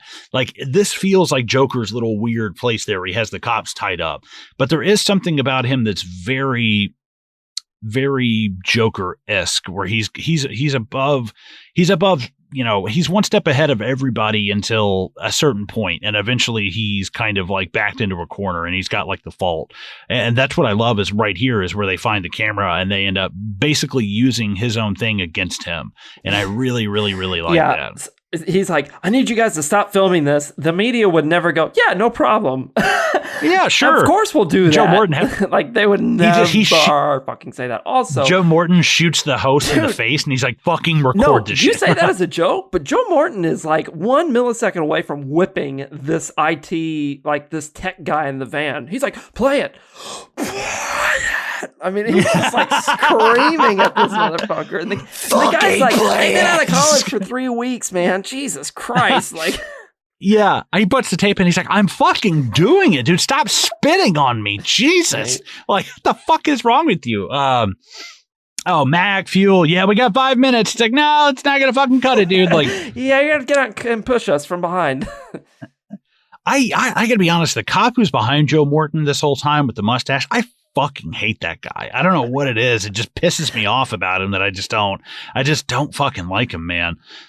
He's just a random, he's got some random lines throughout this whole thing. He was in the passenger seat of that big rig earlier. giving him. Oh, yeah. Yeah, he's on the phone, something like that. That's really all he's using. Well, and I love the way they show this loop right at the beginning, and he's in the bathroom and comes out, so we firsthand see the loop. It's like, God, I love that, man. That out. Yep. Mm-hmm. I dig all of this, dude. Again, this is I know we keep seeing Grand Theft Auto, but for real, I've definitely taken a bus from Liberty City and gone to the airport and just driven around, and shot at people. I love stealing buses in GTA; they're awesome. But what they do is just so, hey, put this behind the steering wheel. This plan is kind of, again, it's simple, but it's geniusly simple. Yeah. Where, like, as soon as they take a curve, then now they can go straight for a long period of time. Like, lay that board down and let's fucking go. And let's get all these people out. And like I the didn't second notice it was right after a curve. Yeah, right when they loop this camera, they get in that bus and they just start taking people. Because earlier they had a whole debate, like, you can't get off. Are you sure? We got to think of another plan. But like within 10 seconds of putting this board down, they're helping everybody out of the bus. It's good. I would love to see one person going across the board who's just like kind of like walk like an Egyptian, just somebody doing something stupid, like going across. Keanu just trips them. Or doing like a little bit number that people hold up scores, like they're going across a balance beam. Yeah, he's like, hey now, what are you? What person are you looking at? But I love Ortiz leaving though, and he kind of looks at Jack and hits him on the arm. We did this shit. Like that's a cool. Yeah, even afterwards, they're still sitting there trying to help Ferris Bueller's friend through. Oh, Alan Ruck. That's the shit where it's like this again. You needed a moment, right? You were like, if this went off without a hitch, it just wouldn't feel like the rest of the movie. Everything else just seemed like it went off. Every other thing that they did had some kind of like small collateral, minute damage, and that's like, yeah, he made it, but by the right by the skin of his nuts, basically. Yeah, I love how when it's coasting off, the person who originally pulled a gun on him in the bus is like incredibly concerned, staring at the window as they pull away.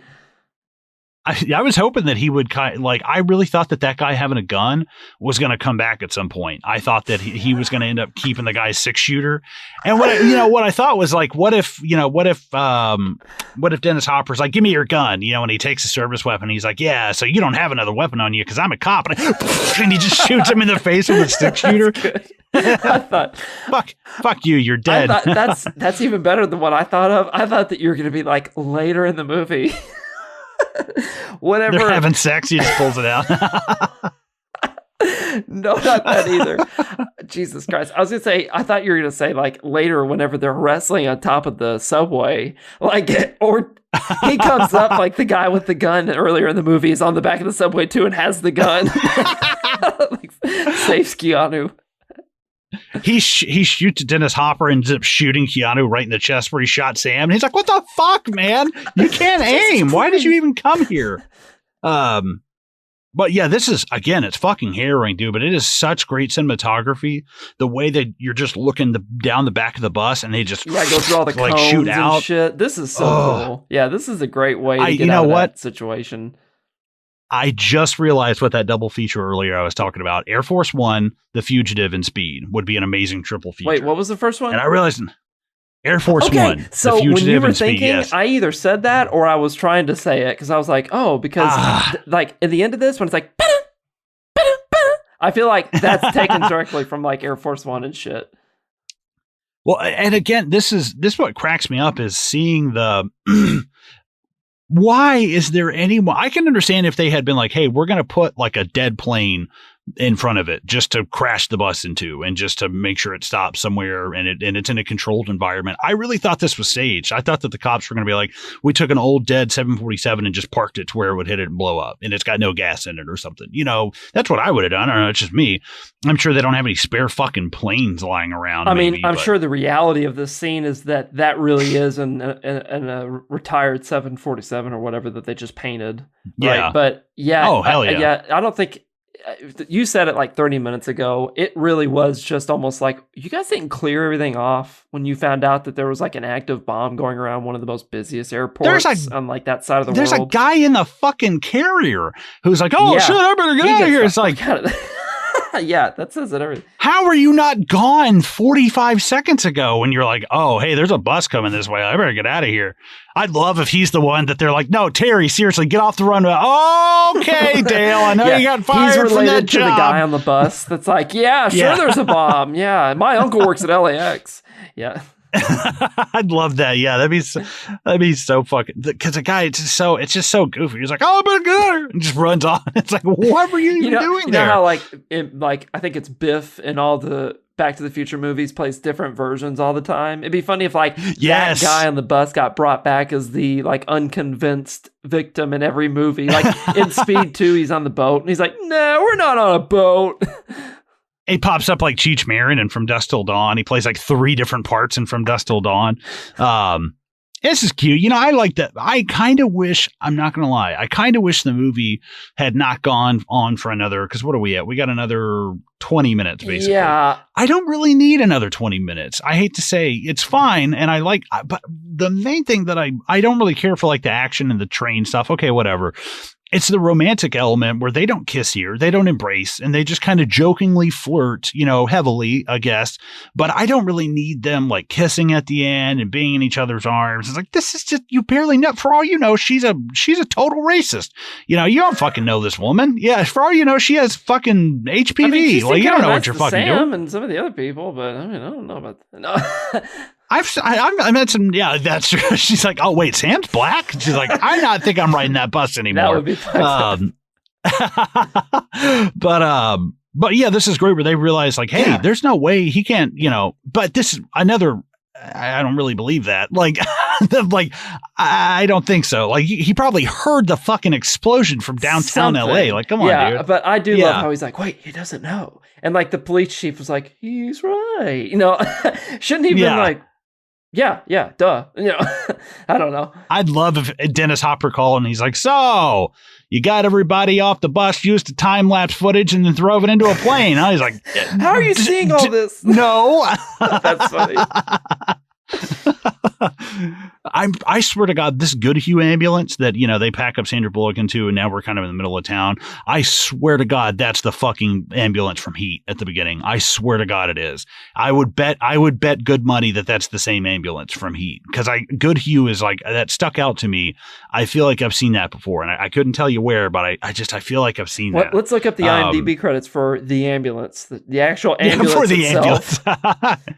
I thought that when they show this shot that we're kind of moving away from is the ambulance driver up front, and then we see her in the back, is I really thought it was going to like zoom, like it was going to shift focus the ambulance driver, and it's Dennis Hopper. And I was like, oh, shit. I so wish that that's how they would have done, how they intermingle Dennis Hopper and Sandra Bullock's character in this, because you realize that's one of the only like hard shifts in the movie that I always had a problem with. Like, I just never got it.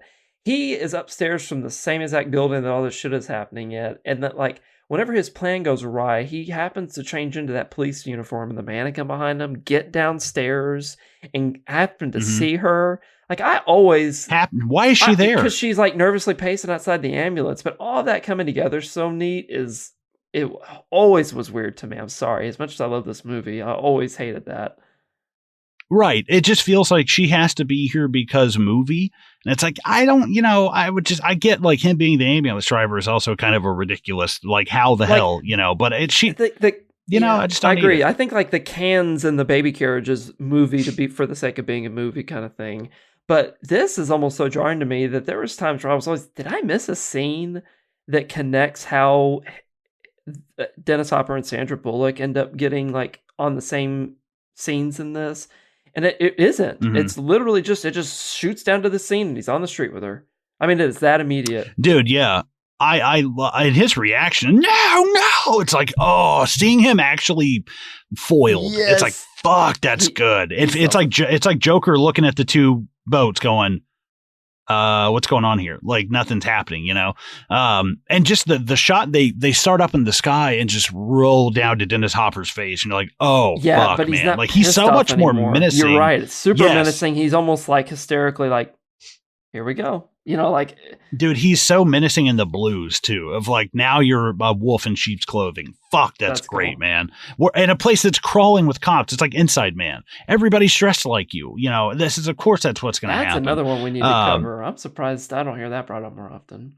Inside Man. I haven't seen it in years. I think you actually in high school or middle school. I can't remember which one, but you were like, dude, you've got to watch Inside Man. It was like in high school. Okay. And yeah, I mean, there's parts of it that I didn't, that even back then I was like, what? But yeah, that's a great movie. I love Keanu Reeves running across the interstate in this. Again, you're right. Really him jumping out and across the traffic in this. But I love the reveal of him running across the street and him kicking it out and seeing that there's nothing there. You're like, motherfucker, this guy just cannot be beat. I mean, like, you have an entire force and like multiple agencies helping you, and this motherfucker just cut a hole out from under your plan, literally, not figuratively. It's great. Well, and I thought it was going to end up being like, oh, is he the garbage man on the back of the truck? Like he's a black guy and just pulls his skin off. It's like Mission Impossible, and it's Dennis Hopper. But yeah, dude, this is a great reveal too of her turning around. It's like I can tell this is not Dennis Hopper. Right. This is a hot ass Sandra Bullock in a 90s ass. But he's like so adrenaline pumped that he's just like, turn the fuck around, you know, and he just shoots her. Shoots her like 4 times. But, yeah, honestly, it almost would have been cool if in this whole thing where she was like, you didn't have to follow me, Jack. Wouldn't that be cool? He's like, oh my God, are you? She's like, no, I just wanted to see what your reaction would be. Cool. I was just fucking with you. That would have been such a cool thing if she was in on it the whole time. Now I will feel bad if I shot you in the face. Now, apparently, from what I read, originally the script kind of was Jeff Daniels was going to end up being the Dennis Hopper character. I do remember reading that, but yeah, so it's not crazy that you said that. I was like, actually, yeah, you might end up being a scriptwriter because that's kind of what fucking happened, and they changed it. But yeah, you can kind of, you're getting the feeling now that just how there's some parts where Keanu's he's definitely like eating the scenery behind him, but the fact that now you have all 3 of the final forces in here together, and you have the good guy, the bad guy, and the people caught in the middle, and he's like, God damn it, just like take the money and fucking go. Yeah, you're right. He is almost like getting almost too much away. He just grabs almost like her vest and shit from her, like, what do you want? Yes. Like, you went through a lot of shit right now. It's like everything's on the wire, literally, at this point. Dude, his fucking line delivery here, and he's like, what does a bomb do if it doesn't go off? And he's like, you're fucking crazy, man. You're crazy. He's like, no, poor people are crazy. I have money. I'm eccentric. Yes, I love that. That's probably my favorite like line of the movie. It's such a good. It sums him up like so well, and it's such a clever line where it's like, yeah, that is kind of funny. Like rich people aren't crazy. They're just eccentric. It's the way society looks at them. It's funny. Driven by the greed. But dude, him shooting off the submachine gun with one hand. And I was like, maybe stick to a pistol if you've only got one arm. That's all I'm saying. Submachine gun might be a little. Where did you get this thing? That's not police. That's not county commissioned. They don't give you submachine guns in the squad car. But it's so cool. And if you played GoldenEye back then today, you know that you recognize that gun. You're like, oh, hell yes. I love they did have the black ones, but I like the silver ones better because it's like, I love the way. I think that was the thing that movies did, where they were just like, if there's a cool gun, if we just put it in our props department and let them paint it. Like, it just makes it immediately look cooler. I always thought, it's another random reference, the handguns that Thomas Jane has in The Punisher, those handguns should just look like normal guns, I feel like. But they do something to, like, modifying the shit out of them. And those 2 guns in The Punisher are, like, the coolest thing that he gets out of his dad's case on, like, the beach. Yeah. Like, the trigger, everything has different coloring to it. The clips. Yeah. Like, yeah, it's definitely tricked out. I think to make guns look cool in movies, they just have to paint them unique colors. There was a sniper up in the windows, like, 10 minutes ago when they were looking at the trash can that Dennis Hopper had. And he had, like, a black, white, and blue camouflage, like a navy, like marine, like color schemed sniper. It was cool. Anyway, I love how he barely gets on the train in time. Yeah. Dude, well, that and like the fact that he lets everybody off but the train conductor, and it's like, why didn't you just take over it's a train. It's on its train. Like, hey, how do you operate this thing? All right, get off. Like, I'm gonna fucking drive this thing. I don't guess he's gonna like put him through the standardized operating procedure, like right in the middle of this.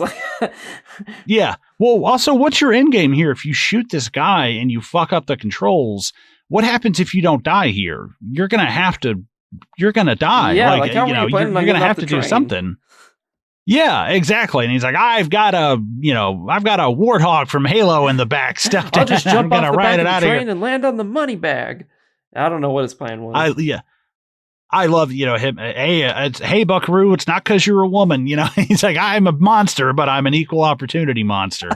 Yeah. And I'm not sure he's quite done it, but, and we're not there, but it's like when he hands the Switch to her, eventually he's like, you're getting a little hysterical, so we might want to take that back, Yeah, he's great, man. His delivery is so good, and the fact that he's trying to he's saying, hey, this is remotely, this is how we use it. It's not going to hurt Annie. It's like, damn, that is kind of like, it's fucked up, but it is kind of sadly like, it's menacing, but it's also, I can see him thinking that might be somewhat secure, it might be somewhat comforting to somebody. It's like, that's not, maybe just letting me go would be more comfortable and comforting than that. But the fact that he knows it's Jack on top of there, and he's just like, okay, you wouldn't be interested in a bribe, would you? I like that. And again, once the die pack goes off, dude, you're fucked. Like, game over. Everything, you've done this for nothing now. It's so great. Also, how did you not think of this? Like, yeah, how did you not know there's going to be a die pack in here? Like, I guess that's one of those things, like, you're really not going to know until they drop it off. I'm not, basically there was never any talk of like, oh, I'm going to have a hostage, and if there's a die pack, I'll shoot the hostage in the back of the head. Like, no, at this point you were just supposed to be gone. Like, all strings were cut. But I'm telling you that Jack loses that I think it's a 9mm. I'm like, I would have loved if he just pulled out that 6-shooter and plugged him. I kind of think there's a wasted set out there where it's like, I don't mind him getting his head taken off, but I also wouldn't mind him just kind of keeping that ace in the hole and waiting till, like, this guy's definitely a grandstanding son of a bitch. Dennis Hopper is definitely one of these, like, monologuing, I'm smarter than you, I'm so cool. And I would just love, it's because he's not like he has time to search him. They're up here fist fighting going like 90 miles an hour. I would have loved if that came back and he fucking plugged him with that, or, like you said, the dude, I don't know who the guy's name is, but he was just like, Jack, and he throws him the gun, and he's like, where the fuck did you come from? Not even that. Oh, but that would be good. Like a cheesy, like, slow-mo gun throw, like just going across the screen. But yeah. Yeah, something stupid. It'd been great if he's on the back of this train. He was like, I told you. I'm sorry. No. Why? And I don't understand why. Again, he's just grandstanding where it's like, fucking kill him, dude. And the hilarious part is he's like, why? Because I'm smarter than you. I'm the guy with the plan. And he starts, like, kind of pushing his head up. And it's like, that would rip your fucking arms off, dude. Are you kidding me? Like, that's all I could think this whole time is like, your fucking arm, you'd look like Captain Hook. Like, your shit would just be gone. But I think as a kid, I always got this confused with, Mission Impossible, the first one. It kind of had a similar, like, a somewhat similar ending, but I always got these confused. Yes, that's a good reference. I barely remembered seeing that one, but there is a crazy long train tunnel scene in that one in the end, and that does have the same feel. That somehow I think a helicopter fits in the tunnel. It's crazy. Yeah, it's something ridiculous. And it's awesome too, where it's like, okay, so now we're done with the bomb. Whew, okay, thank God for that. And it's like, no, now we have one last hill to go up. And it's like, Jesus Christ, like, where's man. the keys? And he's like, I don't know, see ya. No. Yeah, he's like, see ya, bitch. Bye. But again, there's just, I don't need this because this is when it gets goofy. It's like, so the brakes don't work. Nothing works on this fucking train. The radio doesn't work. The lights go out. Except for the accelerator. And it's like, of course, we need speed. It's like, it's so goofy where it's like everything else works. Nothing else works but the accelerator. Of fucking course. In a movie called Speed, it's like, surprised he didn't get out and, like, blow fucking jet fuel into the engine and just blew sped this thing along. Like, what the Vin fuck? Diesel's in the back and activates the NOS switch. I used to live my life one L train at a time. He's like, dude, can we fucking go? Like, please? But dude, this is a gut-wrenching scene where she's like, I don't have the key. Yeah. Oh, fuck. Yeah. him even just kind of like looking at her, where most of the rest of the movie, he has an answer or he looking around thinking about it, when he's like, I don't have the key. I mean, they just stare at each other. It's like they truly don't know what to do with it. Oh, yeah. It sucks too, because that pole, it acts like it's giving some kind of way, but it's not. That thing's just fucking steel planted into there. Have you ever seen Gerald's Game? Have you seen that movie? It's on it. Oh my God.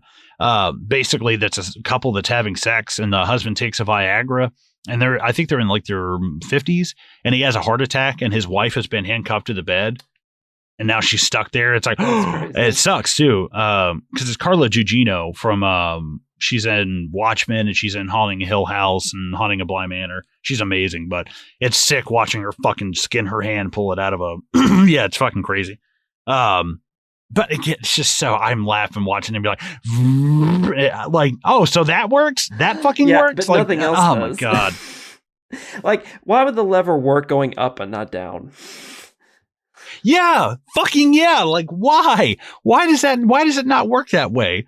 But it's just, I don't need any of the end of this, honestly. I wouldn't, I'm not saying like, rewrite your whole ending, but it's a 2-hour movie and we're off the bus for the last like 15 or 20 minutes. And I think this might be a studio thing. I heard where the studio was really like, because apparently this was a real gamble, but I think this is where the studio is like, listen, we've got to get off this bus and have some kind of big climax, like fight. It's just a common thing. Like Batman, they've got to fight in this cathedral at the end. Why? RoboCop, they're on top of a tall building. Why? It's like everything has to take place on some kind of speeding, tall, big, dangerous something, like why? I don't get this, man. Not to mention how many of these construction workers get fucking killed at the end of this, by the way, and there's never any injuries or deaths. Everybody always runs.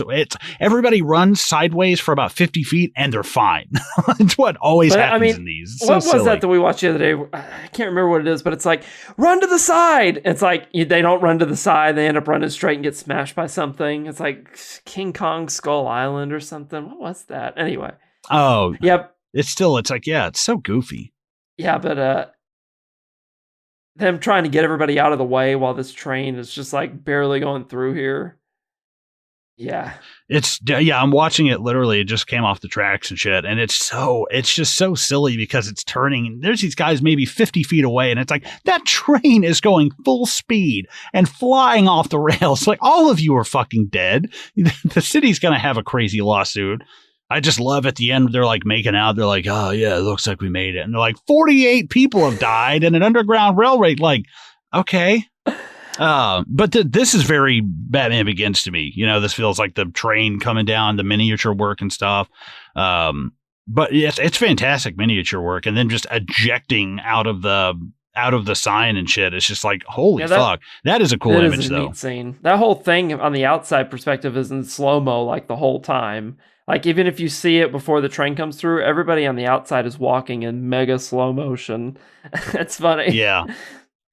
What I would love is if, they're going about 20 miles an hour just sliding into the road, is if all of a sudden you heard, all right, pop quiz, hot shot, you're in a part of a train that's sliding downhill at 20 miles an hour. And it's like, if the train slides below 20 miles an hour, like, I'll release killer shark bees on the world. And it's like, what the fuck is going on? Speed 8. It'd have been funny if, because it shows the top of the subway turned over, if that also was number 2525, and it's like, he planned out everything. And the year 25.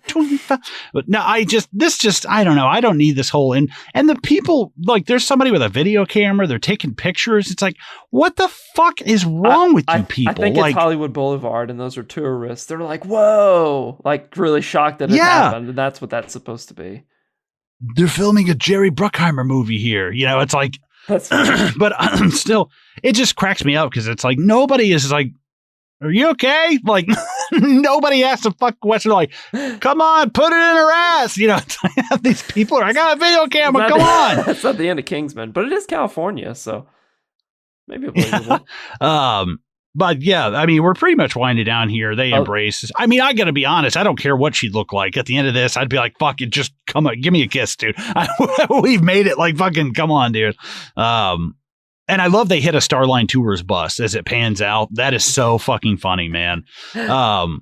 But I mean, that's pretty much, I mean, that's it, man. My credits are rolling. I say I'm going to close out of my movie. But yeah, dude, that was a lot of fun, man. Especially you and I have never really done a commentary before. So that was, not that I knew we were going to have fun, but I honestly did not think we would have. I had 10 times the fun talking about it than watching it. It was so much more funny. I was miserable the whole time, but I'm glad you had fun. No. I was over here just doing like superficial cuts on the side of my wrist over here.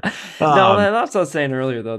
That was the type of movie, to cover when you just, there's you can't really get into the cinematography, and if you do start getting into moments of this where you're trying to be really serious about it, there's other parts of it that just kind of ground it out. But it's not trying to like redefine cinema with it. It's just a fun movie and a great cast together with it. I love everybody that's on the bus, like you brought up, and just how believable it is, and how cool it is when they come together. It's just basically an essential watch of the 90s.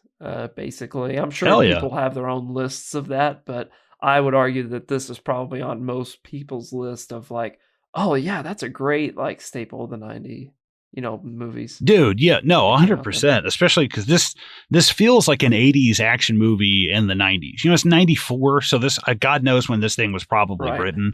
But this, I would say, like quintessential 90s is like this. Fear with Mark Wahlberg and Reese Witherspoon. That's quintessential 90s. The Hand That Rocks the Cradle, like Sleeping with the Enemy, like these thriller, just these movies where they. Yeah, well, and something that feels like Shawshank feels so timeless, though. Or it's like something that's so 90s, like something that if it's even a degree off feels weird. And those are kind of those movies that I think of. And Speed is definitely one of them. It's like quintessential. What do you consider a 90s movie? It's like, I mean, definitely Speed, man. Speed has that feel of just like it's the Die Hard of the 90s. And there's been a lot of spinoffs and knockoffs and copycats of Speed, but this is it's high concept, even more so than Die Hard. And I think that's why I like Speed a lot more than Die Hard, to be honest. I'm not a huge Die Hard fan. I'm not a Die Hard fan. I didn't see it until Zoheb made me watch it for the podcast. So Speed, I kind of knew growing up, though. And, it's goofy.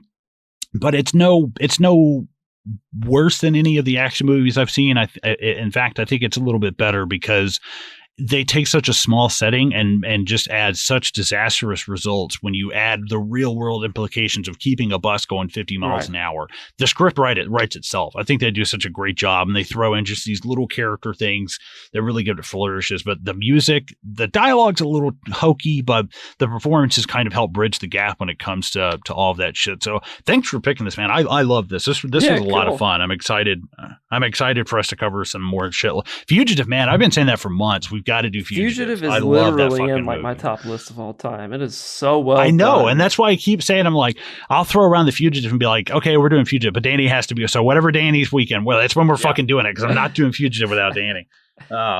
But I mean, that's pretty much my final thoughts. I actually think that we had some comments about this, which is like, we put this up super, super late. So we had some technical problems. We were going to do the gift. We weren't, able to do it. Shit happens sometimes. The gift is still coming, right? But it's just another time. Eventually, yeah. We just got to figure out, because it was Zoheb's pick and shit. And it's like, well, I've fucking only seen that shit once. I don't goddamn know anything about it. But no, I think that we had a couple of comments from it, and we definitely had fucking Danielle Cutter. I love Danielle's. I almost said something terrible. I love Danielle's comment. Whoa. No, I love her. I love her comment because it was so well said. And I love when people, I don't mind when people comment and they're like, oh, good movie. I'm like, come on, man, give me something, but I love Danielle. Fuck yes. Speed is unabashedly my favorite Keanu movie. Yes, I'm including John Wick and the Matrix movies. That's a tall order. I have vivid memories of sitting in the theater during the opening crawl, the longest shot of an elevator shaft in history, and being immediately invested in the characters in the story. Was blown away by the action scenes, the snappy dialogue, and the insane amount of chemistry between Jack and Annie. Sandra Bullock is sublime as always. Yes, 100%. A great supporting cast and a super fun villain in Hopper round things out and make this one of the best Die Hard on a bus ripoffs of all time. God, what a fucking great comment, dude. And I brought up the elevator thing she mentioned. I mentioned her by name in the beginning because that is exactly where, exactly what came to mind when I was thinking about that elevator scene again. She pointed that out. And the other one is Ken Tomlin. Ken's just fucking hilarious too. And Ken's is fucking great. Ken's is, hold on, let me see if I can get this pulled up real quick. Pop quiz, hot shot. There's a podcast that is having technical difficulties. What do you do? While Speed is no Johnny Mnemonic, it's still a good movie. Sarcasm. Insert sarcasm here, basically. In all seriousness, Speed had a really cool concept, great acting, exciting action sequences, and helped launch Keanu Reeves into action movie A-lister. Whenever I see this movie, it reminds me of a bachelor party that I went on where we chartered a bus, only without the explosion, Sandra Bullock, and the looping of a video feed. Everything else was pretty much in this movie, except with more alcohol and strippers. Oh my God. That might be one of the best comments we've ever gotten, dude. It's fucking amazing.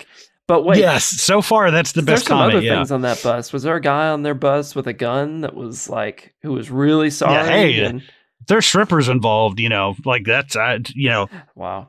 That sounds like a Vegas story. Whatever happened in Vegas stays in Vegas. Well, thanks for commenting, you guys. That's awesome.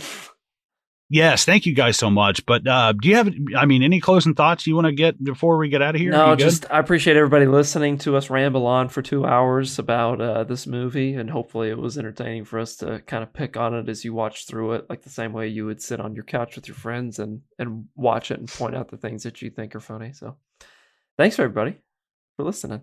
Hell yeah, guys. Thanks so much. Thanks for being a patron. As always, thanks for hanging out in the green room. Hopefully we'll pop up the gift soon, but that's a TBA, and we're going to do this as now just oh wait, this isn't bonus. Never mind. I'm way fucking off. I thought this was bonus. I'm over here like, hey, thanks for being in the green room. I'm fucking way off. It's definitely not the green room. Green room. Yeah, now people are like, this is normally what you would get for probably bonus stuff. We don't do a lot of commentaries on the main feed, so consider yourself lucky if you're hearing this. So we hope you guys enjoyed it, and we'll catch you on the next episode. See you guys later.